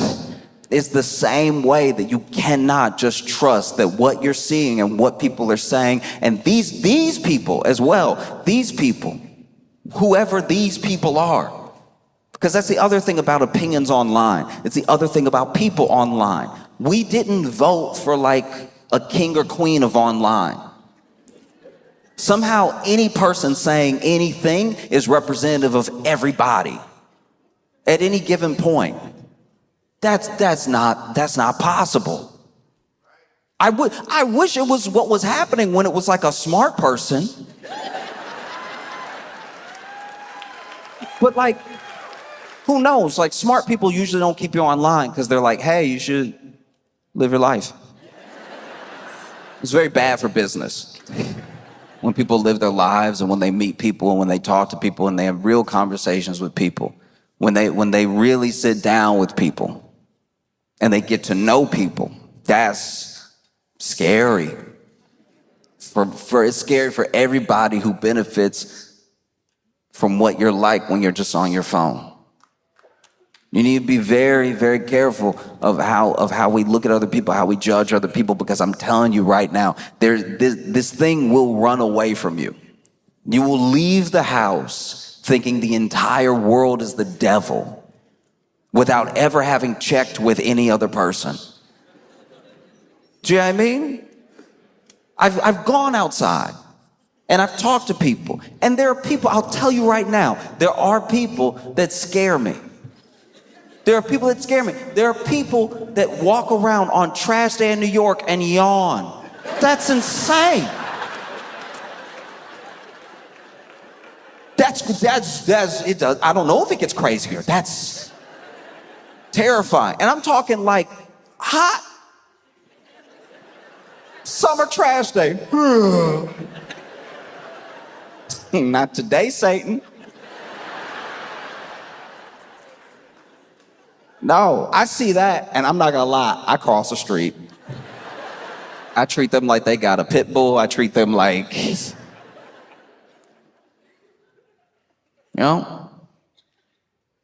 well, yeah. Like I don't know. And sometimes you want to throw your hands up and just say, none of it's worth it or anything. And I don't know. I just don't believe that. There are some things that happening and your response, what you put out into the world, it is coming back. It may not feel that way. And maybe you're a kid and you're impulsive and somebody makes you angry online, so you get real nasty with everybody all day, and you don't even think about like the ripple effect that thing has. But like, people take online, obviously is not real, but people take real things off of it,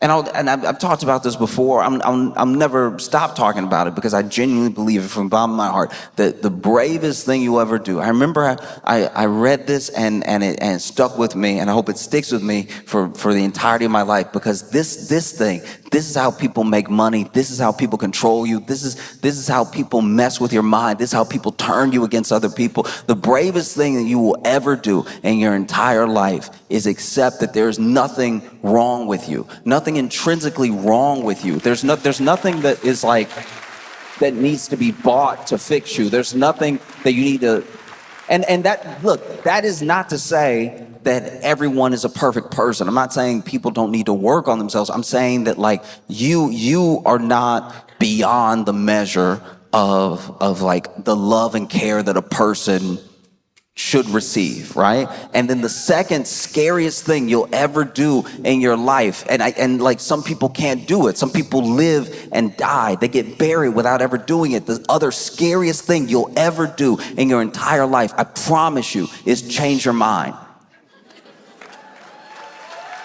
And like, I personally don't think we're in a place where we're too far gone. These two things can still happen. It takes a second for them to happen. It takes a moment for either one of them to happen. That there is nothing wrong with you. Now, you're not perfect. You make mistakes. There's nothing wrong with you. There's nothing unfixable, unlovable about you. And then there's a world that looks different than the world in your phone or even the world from your experiences. But I promise you, changing your mind will not kill you. But this isn't the world. It's not even your world. It's just what you're being served to keep you on the platform. But I think somewhere along the line, we start to feel like it's a window instead of a TV. Do you know what I mean? It's not a window. There's no way to know what everybody thinks. And there is no like side to reality.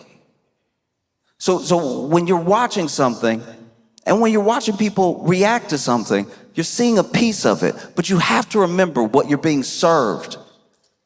Like that's what's happening. Different amounts, compassion, contempt, depends on how you look, depends on where you go. It's worth seeing the full picture for yourself. I think to fail to do that is to start to fail to be as human as you can be. You know, this thing that we have is this incredible tool, but like tools are also weapons. A tool can protect you, and you can use it to hurt other people. Like if you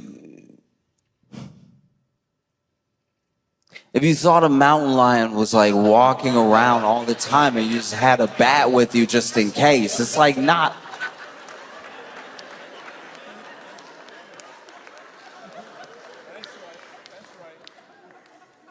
But these things are tools, and it's very important to remember who's using the tool. We think it's us all the time, and I think that is a mistake. To think that we use it, that it doesn't work the other way around ever. I love you all, and I appreciate every single one of you. I don't want to see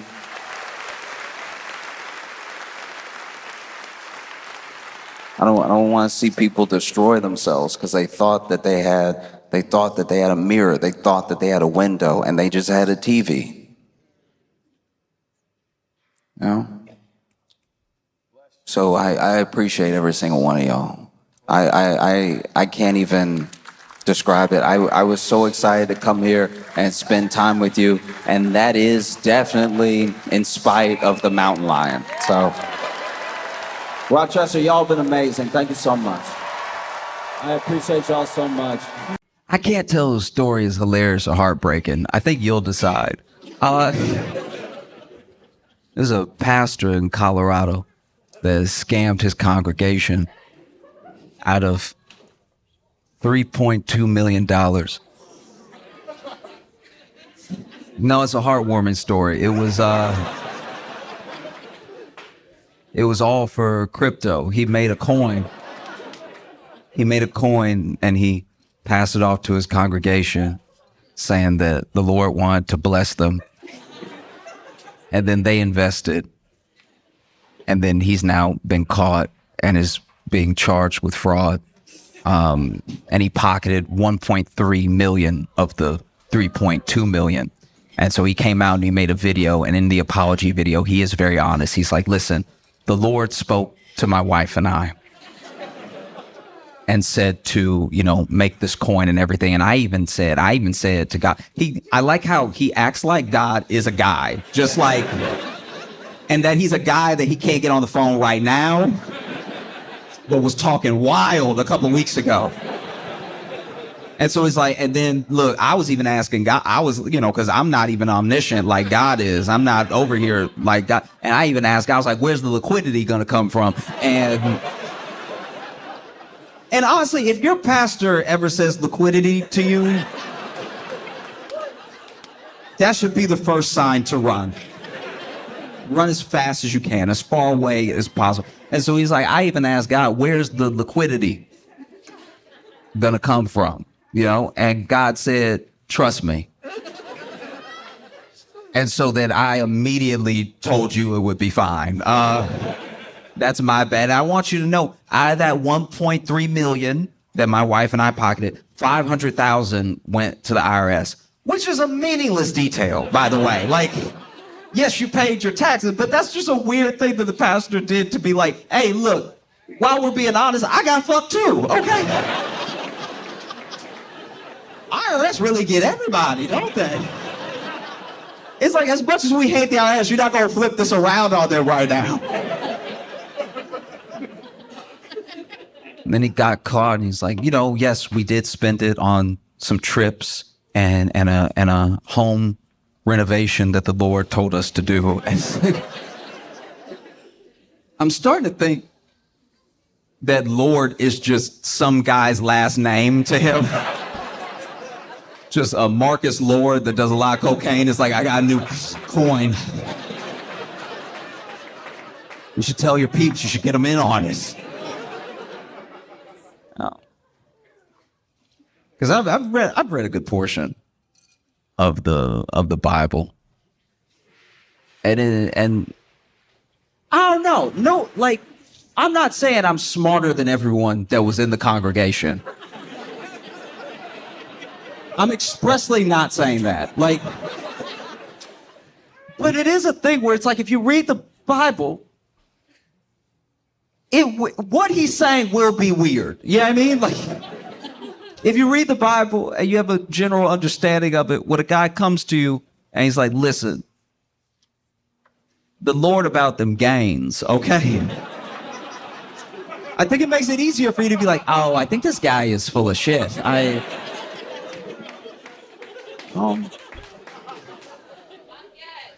Thank you. But that's a scary thing, though, is that like there's a blurred line now, blurred almost to the point of being indistinguishable between like pastors and influencers. Yeah. You know what I mean? Like a pastor used to be, at least where I come from, a pastor used to at least be poor.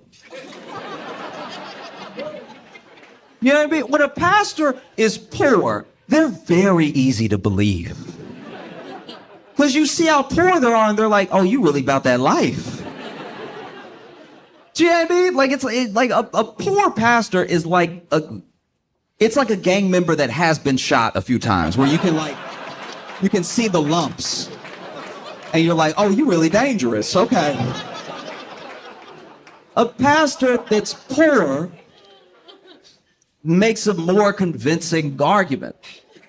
Because even when you try to check their work, you're like, if nothing else, even if they are absolutely out of their mind, they at least believe this because they're willing to dedicate their whole life to, and to it exactly, to it only, right? To whatever mission they feel like God has led them to. They're willing to focus solely on that to the point of being completely removed from the world, right? So any worldly thing doesn't affect them. They have no interest in it. They're only focused on whatever the thing is. Maybe it's helping people. Maybe it's spreading the word. Maybe it's knocking on doors at 6 a.m. or whatever they feel led to do. And then a rich pastor tells, like a rich pastor has a more alluring argument. Because a rich pastor rolls up in a Rolls Royce in a $10,000 suit with a $200,000 watch and a pinky ring. Like, the amount of pastors dressing like pimps needs to be talked about.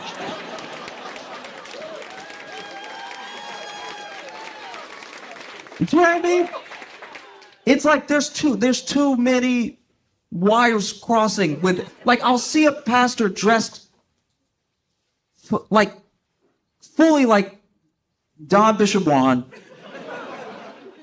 and I'll be like, oh, yes, you are pimping your congregation. Like, yes, I get it. Wow. And in their faces too, you're brazen with it because you dress rich in front of them and they're poor to make you rich. And wow, that is ballsy. Maybe you do have God's protection. That's crazy that you're going to do that in their face. And then you tell them what you buy. If you see these televangelists, they tell the people what they bought with the money that they said was going to missions and to Because when the plate is getting passed around, it's so that we can help the poor and that we can spread the word and that we can, sort of build up the church to have things for you as a community. One of the only reasons to have church is for a community. Just it doesn't even have to be fully like-minded people. It could just be people that you feel like safe and in communion with. And so, yes, sometimes everybody pulls their money together and then they're like, what would be great is a rec center for the kids. And then a church will put all their money into building a building that could be a rec center for the kids so that they don't get in trouble. There are lots of things and ways that churches spend money that I do think are good. And so when I see like a mega church's facilities, I'm not immediately skeptical. It's when I see the person and he's dressed so much like a pimp. Like, I cannot stress this enough. It is full pimp outfit. Like, it's to the point of tacky. Like, we're not even talking about just because he has a suit. I'm talking about he has like, they are all stopping short of a cane. Like,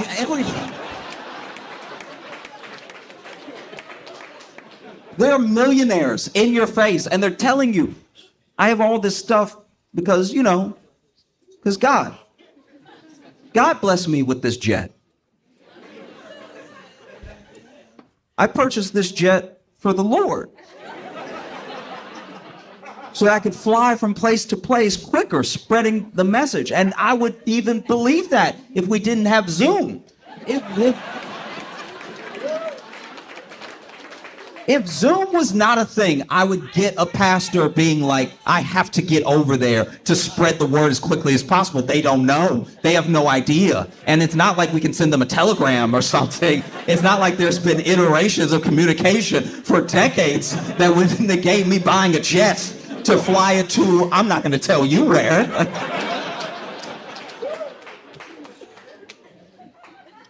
Like, how did we get here? And look, it is probably, it's probably an easy thing to have happen. It is. It's probably, I think that I'm trying to be gracious for a second. I really am. I'm trying to extend an olive branch for a second and just, no, just hear me out. I do think that there's something that speaks to these pastors, but I think what has happened is that they have mistaken God for their intrusive thoughts. Do you know what I mean?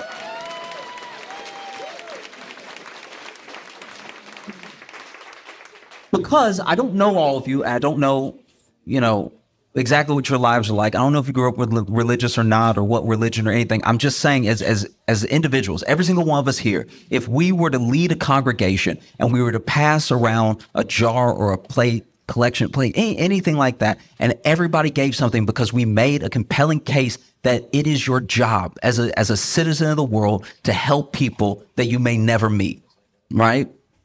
Is your actual duty as a living, breathing, empathetic individual that you have to do something. If someone somewhere is hurting, you don't need to know them and you don't need to know why they got there. That's none of your business. It's important to help someone. And then the plate gets passed around and you make such a compelling argument that everybody puts, $1, $5, $10, or like the Bible says, 1/10 of their income to help the poor. And then church is over. Everybody leaves. And then you go to the back office where they have piled up all the money and you do look at it and go, nigga, we rich. I mean, wow. Oh, we really cooking right now. Oh, man, I get the picking with the soup. Oh. I'm not going to get the cane. That's too much, but oh. Just looking at a pile of money, a pile of envelopes with 1/10 of someone's paycheck in order for them to either spread the word of God or help people that they will never meet, build a well, do something so it matters that we were here, right? And then you see the money and it's stacked pretty high because it's a big church. And you look at all that money, and it's hard not to be like, game time? Like,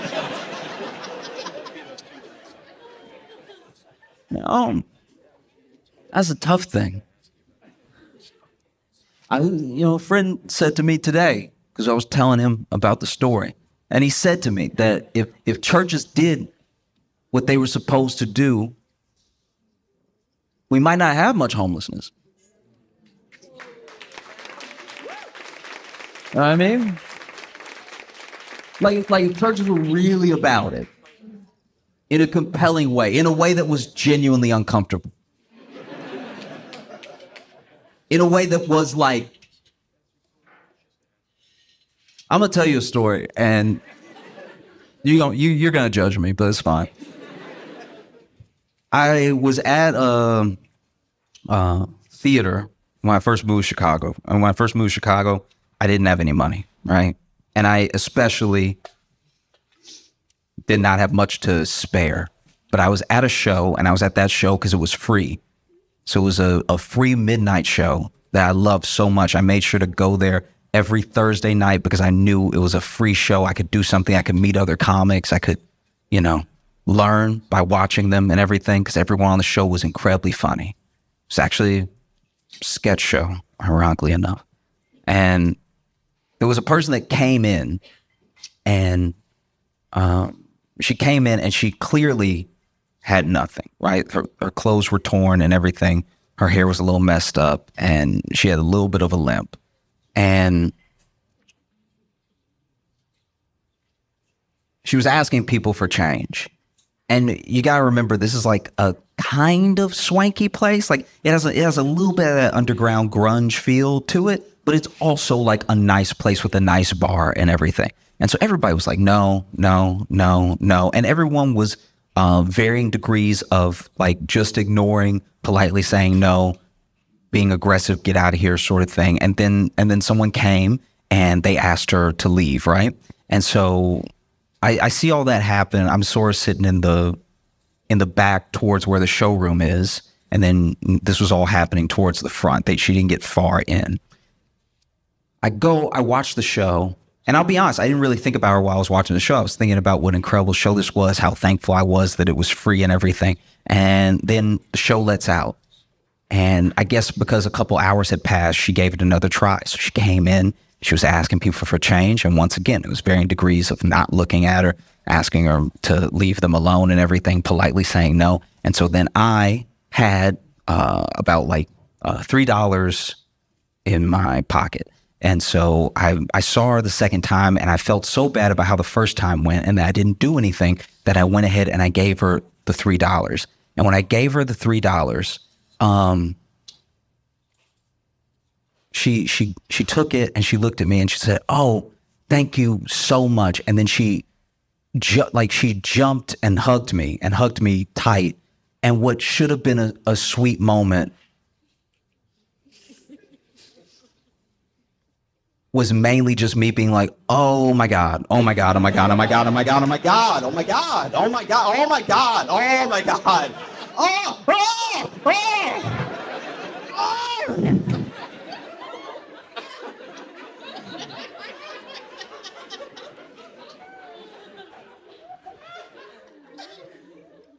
And then she walked off, happy as could be, walked out of the venue. And then I was like, I gotta wash my hands, I gotta wash my hands, I gotta wash my hands, I gotta wash my hands.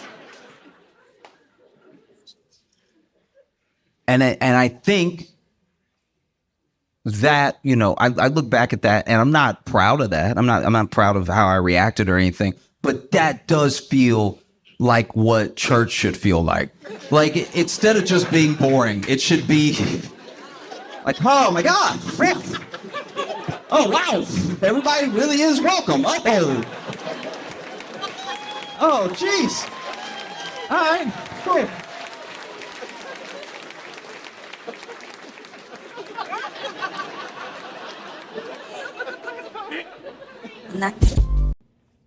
I get hyped for the 4th of July ahead of time, really far out, Get great barbecue, It's the country's birthday and everything, It's the only time As a guy, you can look up at the sky and be like, ooh, sparkly. Yes. You still have to hide it behind machismo, like, yeah, it's sparkly, but it's blowing up, all right? Anybody can get it. Shots fired, okay? You know, 4th of July is just a straight pride parade.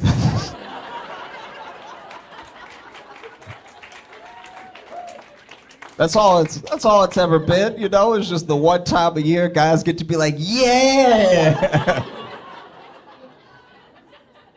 It's basically, don't act like it's not drag just because you put on a longer beard. Like, you dancing in the street too. You know, that's why I'm always blown away by people who complain about pride and they're like, there's no straight pride parade. I'm like, yours is coming up in a month. Like, you can't give it 30 days.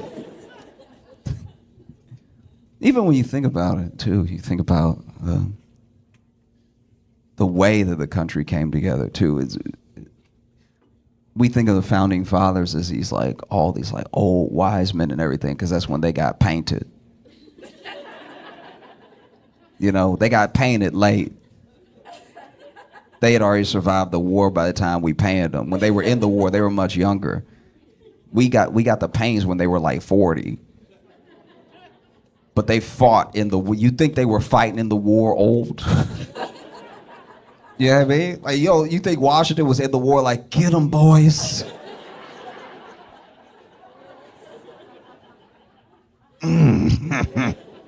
No, y'all shoot. Oh. No, these were young men. Young men battling to create a country, you know? And it's mind-blowing how young they were when we won. You know, July 4th of 1776, Alexander Hamilton was in his 20s, early 20s. So was Aaron Burr. You know, some of the oldest people, I think even Washington was like only 40 or something. And that's just, it should be a testament to the fact that sometimes, you know, as much as young people don't always know the way, they have the energy to go the furthest, you know? So sometimes it's important to like let young people lead and old people guide, you know? I think that's how you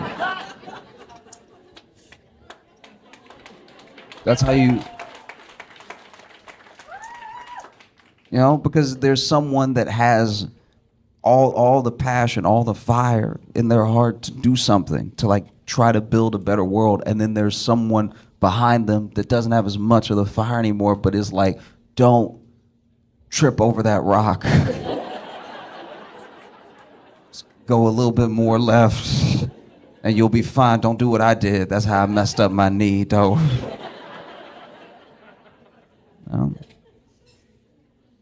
Oh. Founding fathers they're fascinating to me because, you know, they were trying to carve out an ideal into making it, you know, making it substantial, making it real, making it a country and everything. But there were still some pretty deep. I don't know. It's a hard thing to write down. You know, all men are created equal, and then look over and be like, yeah, except.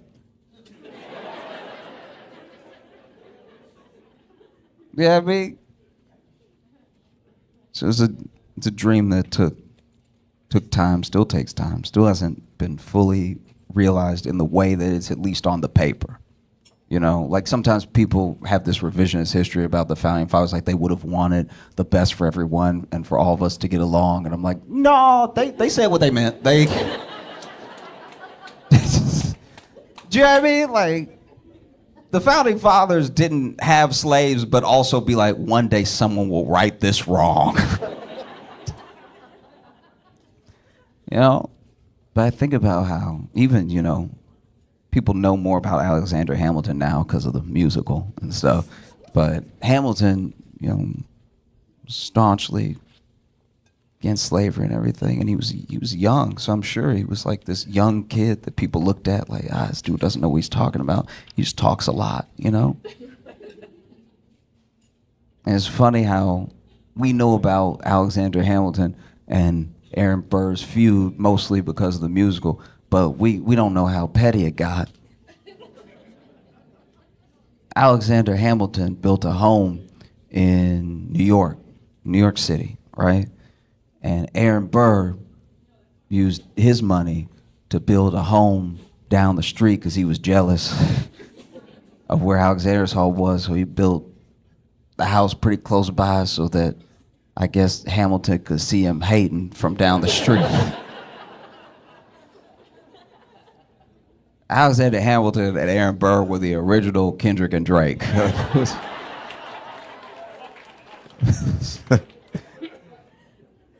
Amazing. I also get excited for the summer. I get excited for July because it usually means, at least for some years, that Will Smith has a new movie out. And it's happened. Bad Boys is out. It's crushing the box office, you know.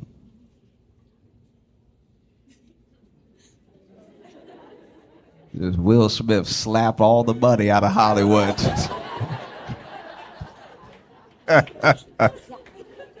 Man, I want them to make as many Bad Boys movies as possible. I want to see these men old. I want there to be so many Bad Boys movies that after a while you're like, boys? I want them to make so many they gotta change it to Bad Unks, you know? As I'm getting older, I realize this year that all of my close friends are either in or closely approaching their 30s. And it's so funny because, you know, everybody 30 and up, when people turn 30 now, they call themselves old, which is insane to me. That's so, like, medicine is getting good enough where you can kind of expect to live to 90, but you're old at 30. Why would you be old most of the time? That doesn't make any sense at all. You don't bring home bread and then the next day go, it's pretty old. No, but I get how people feel that way. I really do, because what's happening is we know deep down, right? We have this obsession with youth, and we, you know, everyone's trying to look young, be young, stay young, feel young, all this stuff like that. And it's mainly because, and I've said this before, it's mainly because we know how we treat older people. So we're more scared of that than we are getting old. What's wrong with getting older? You know more stuff. Why would that be bad, you know? But I get how people feel old at a certain time, because especially people who are in their 30s now, we're in a very specific time that hasn't happened, at least the way that it's happening to us, right? Because we were like coming of age at a time that was like a turning point for what feels like almost everything, right? Business gets done differently now. Tech is different. Every aspect of life is different. And we remember right before and as it turned and now. You know what I mean? Like if you're in your like 30s, if you're like 33 and up, you remember before Google. That sounds ancient. That's...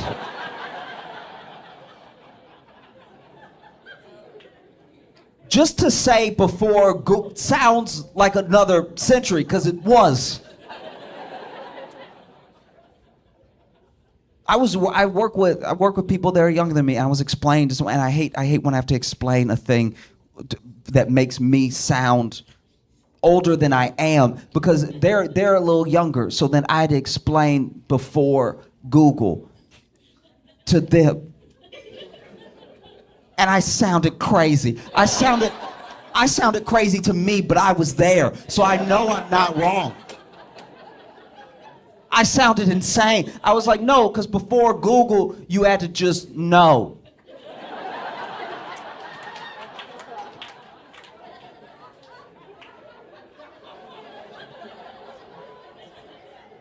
And if you didn't know, you had to ask somebody who you hope knew and was friendly. And if they didn't know, you had to go online. We still had online. Don't do that. We still had online. So then you had to go online and you had to ask Jeeves.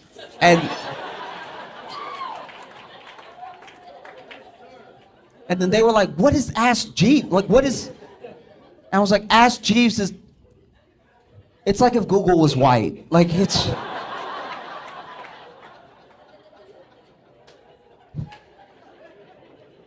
And so you had to ask Jeeves, and if Jeeves didn't know, then you had to go to the library, and you had to ask a librarian. And if the librarian didn't know, they would give you a number with dots.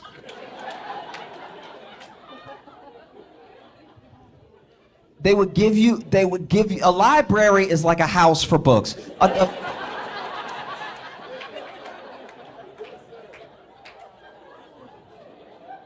They would give you a number with dots, and then you would go trace the dots and the number to a book, and then you would read the book to see if the answer to your question was in there. And if it wasn't, you would just know a bunch of different stuff.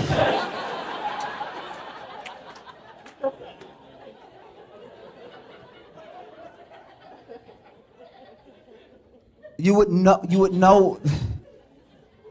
A book is like a slow Kindle. It's like...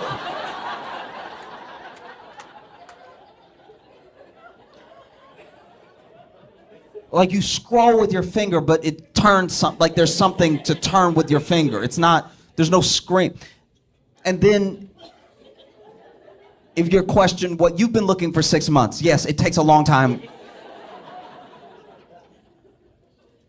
So maybe cut your dad some slack, right?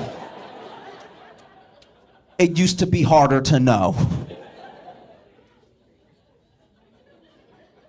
Do you know how crazy you sound saying it used to be harder to know? That's not how I wanted to end it. I know I'm getting older because I'm getting genuinely more and more nostalgic for small things. Like not movies, not like like really small things about life. Like I miss growing up in the 90s. I think all of our appliances in the 90s were just better.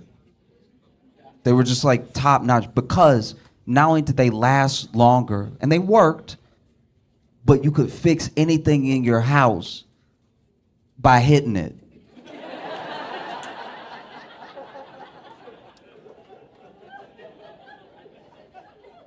Violence solves so much in the home. Growing up, all you need was some fists and some belief. And you could fix a whole house. Don't need to call a contractor or anything. Like if you had just any appliance, you know? And what was special about it was that you knew how to hit it. You knew how to hit yours. That's very important. It wasn't just you could go hitting something. Well, you got to know your machine and you knew how to hit it specifically to get it to work. And it wouldn't work when you went over to your friend's house. You go over to your friend's house and their thing wouldn't be working and you'd be like... And they'd be like, no, you gotta go.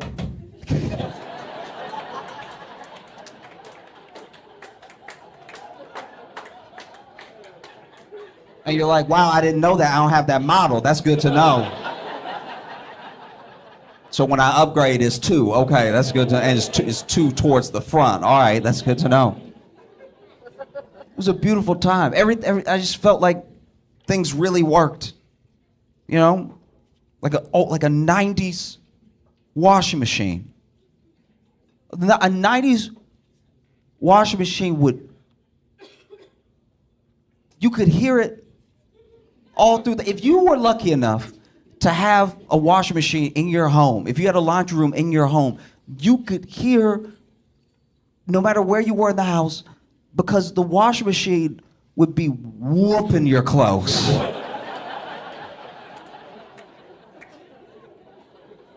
No matter where you were in the house, as soon as you started the watch, you would hold off watching a movie. Because you're like, we can't watch a movie and do the laundry. That's not, it's going to mess up the experience, all right? It would be whooping the state. You could hear your clothes getting beat.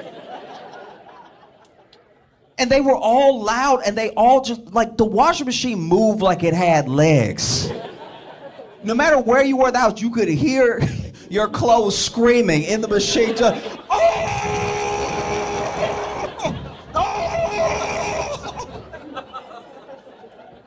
And you would go, whether it was your house or it was somebody else's house, you could go to somebody's house, you could tell how strong their washing machine was by how messed up the paint was on the wall.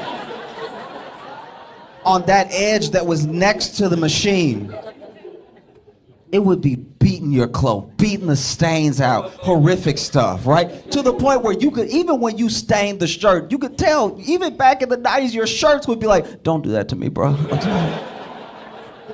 No, come on. Hey, no, we good? I'll push it out. I'll push the stain out. Don't send me in there with them. No.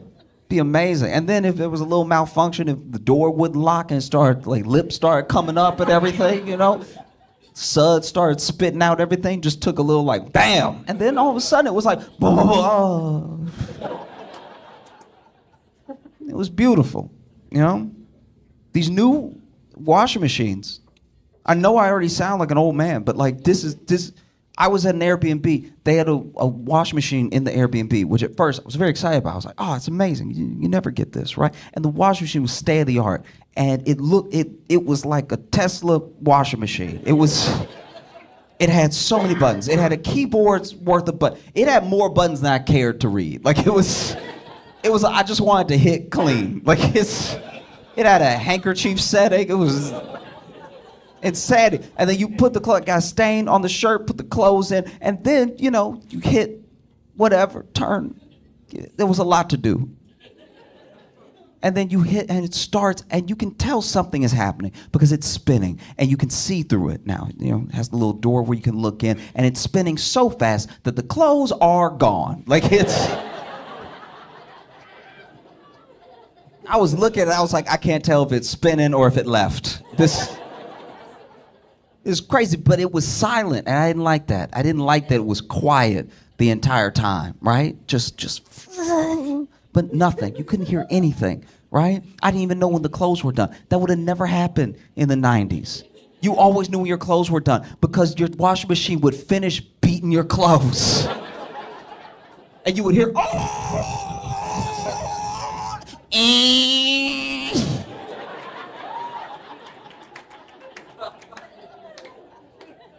because they used to put alarm clock stuff in the washing machine to make sure they made the same noise. This thing finished. I had no idea. It finished and it was like, hey.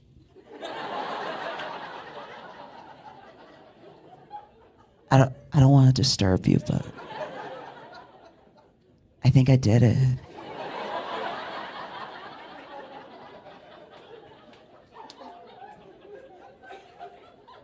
And then I pulled the shirt out of the washing machine. The stain was so intact. The stain was sitting there comfortably. The stain was looking at me like it had its legs crossed. Looking at me like, your move. Even TVs. I remember we got a big screen TV and it was a huge deal, but the TV was if I remember correctly, it was kind of like a hand-me-down because we got the TV because it wasn't really working as much anymore. So the people that were throwing out the TV were like, we're going to get a new TV. And we were like, we don't have a TV, so let's take yours, right? And it was huge. It took up most of remember the big 90s, tall, wide. Remember when TVs had ass?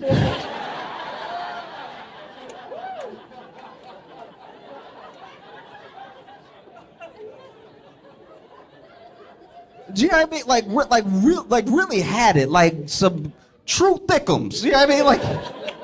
You would go over to your friend's house, they'd be like, I got a new TV. You'd be like, ooh, she packing. Oh, wow. I don't even understand. I don't even know why they made them like that, but it had it would be the screen here, but then just boom, boom.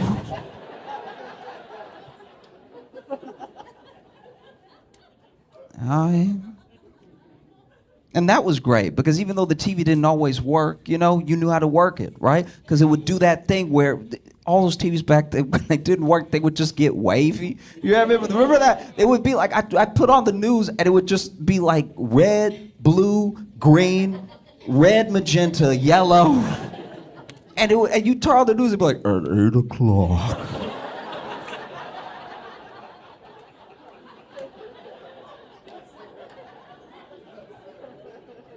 Because I was little when we got this TV, and I remember turning it on and it wasn't working. I was like, Mama, the TV ate a popsicle.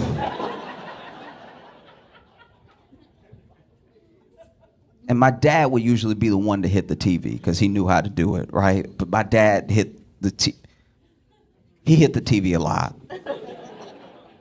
My dad hit the TV so much, sometimes I was wondering if it was really about the TV. You know what I mean?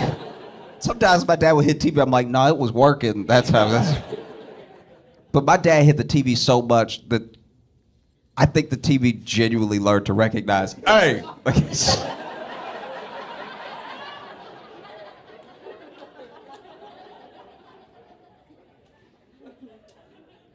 One time I was trying to watch the news and my dad came home. That's all he did. He just came into the house and the TV was like, 8 o'clock. As soon as he closed the door, it was like 2 people were murdered.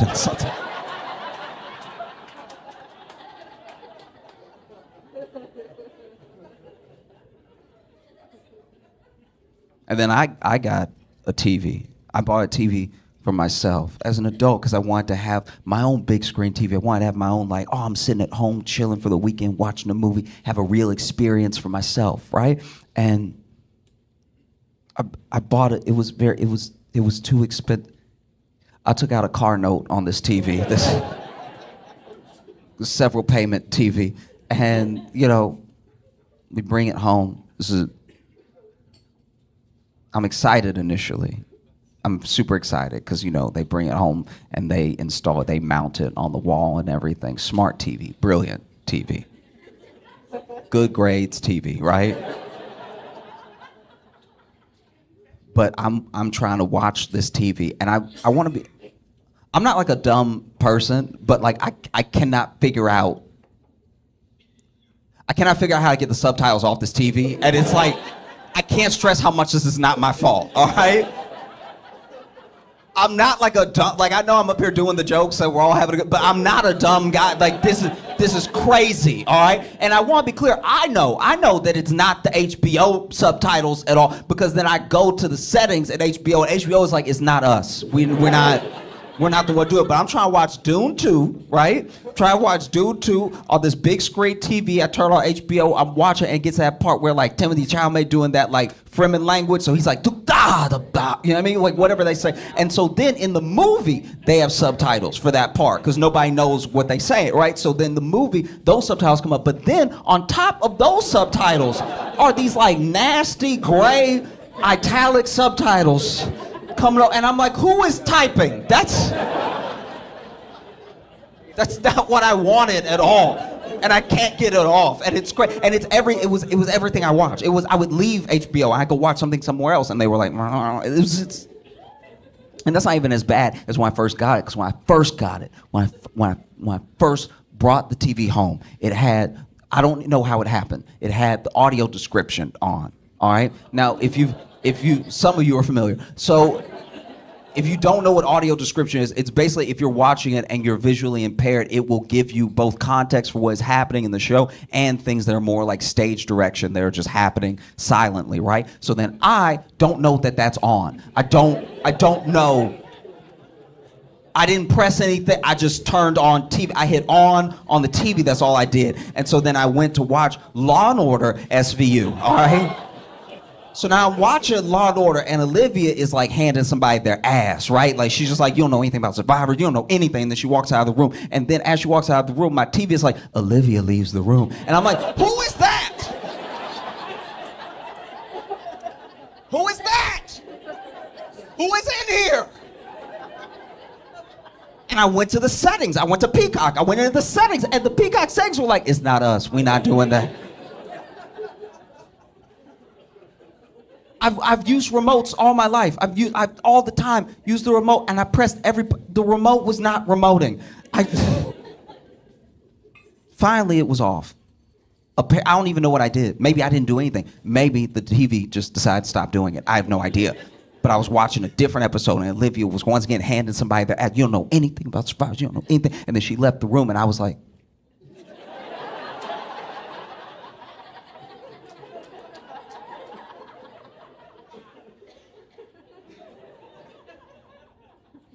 Because what can you do with this TV? What can I do when I can't get the subtitles on? You can't hit it. You can't hit it. I took out a mortgage on this TV. You cannot hit it. You used to be able, when the old TV, when I was little, I would play Sega Genesis connected to the back of the TV, right? And then sometimes Sega would be glitching up, which, translated for kids means the game was cheating, right? So then the game would be cheating, and so then I would get mad, and I would stand up, like 10 years old, and I'd stand up, and I'd punch the TV in its face. I would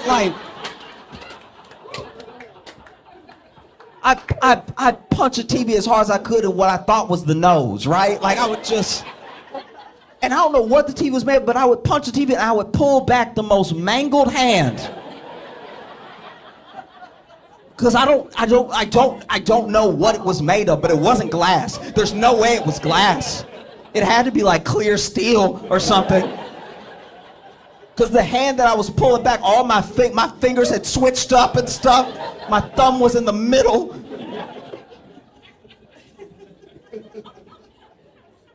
And now you can't punch a TV at all. You can't even dust this TV. You just gotta bargain with it. You used to be able to hit everything. The only thing you didn't hit back in the day was the microwave. I feel like you didn't hit the microwave because then and now, we don't really understand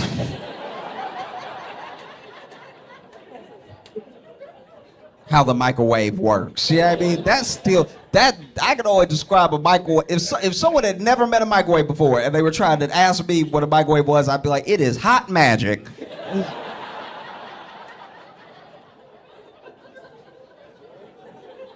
Yeah, I mean, they put some hellfire to good use and just, it gets the soups hot when you put it in there. My grandma, when I was little, she had what I imagined was the second microwave ever made. Like it was one of the oldest microwaves I've ever seen, and it didn't make any sense. We would try to get her to get rid of it all the time because it was so old that the door handle for the microwave looked like a door. Like it just. And then the buttons, she had it for so long. This had to have been, maybe it was the first microwave. She had it for so long that all the buttons had faded. So you don't know what you're pressing. I don't know what's potato and what's two. Like, every time you put something in this microwave, it's a gamble, right? You don't know if you're hitting defrost, if you're hitting 9 or whatever. And so, there was one time that everybody was cooking in the kitchen, but I wanted to make some easy mac in a little cup, so I flipped it open, put the water in, tried to put it in the microwave. It was like dun dun dun dun dun. Because I just had to go by feeling, because all the buttons were like outies. That makes like all the buttons are poking out like.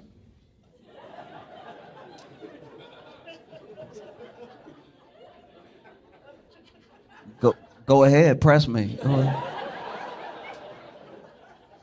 Press me. I don't know what's gonna happen either. Press me.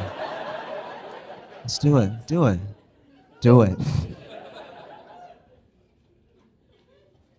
And I remember I pressed the buttons and put the easy mac, but there's so many people in the kitchen. I'm getting pressed up against the microwave, and I didn't hit it. I just was pressed up against it, and my whole face started to get hot. And I was like, y'all, this is leaking. I don't know. It is leaking magic in the kitchen. We need to evacuate.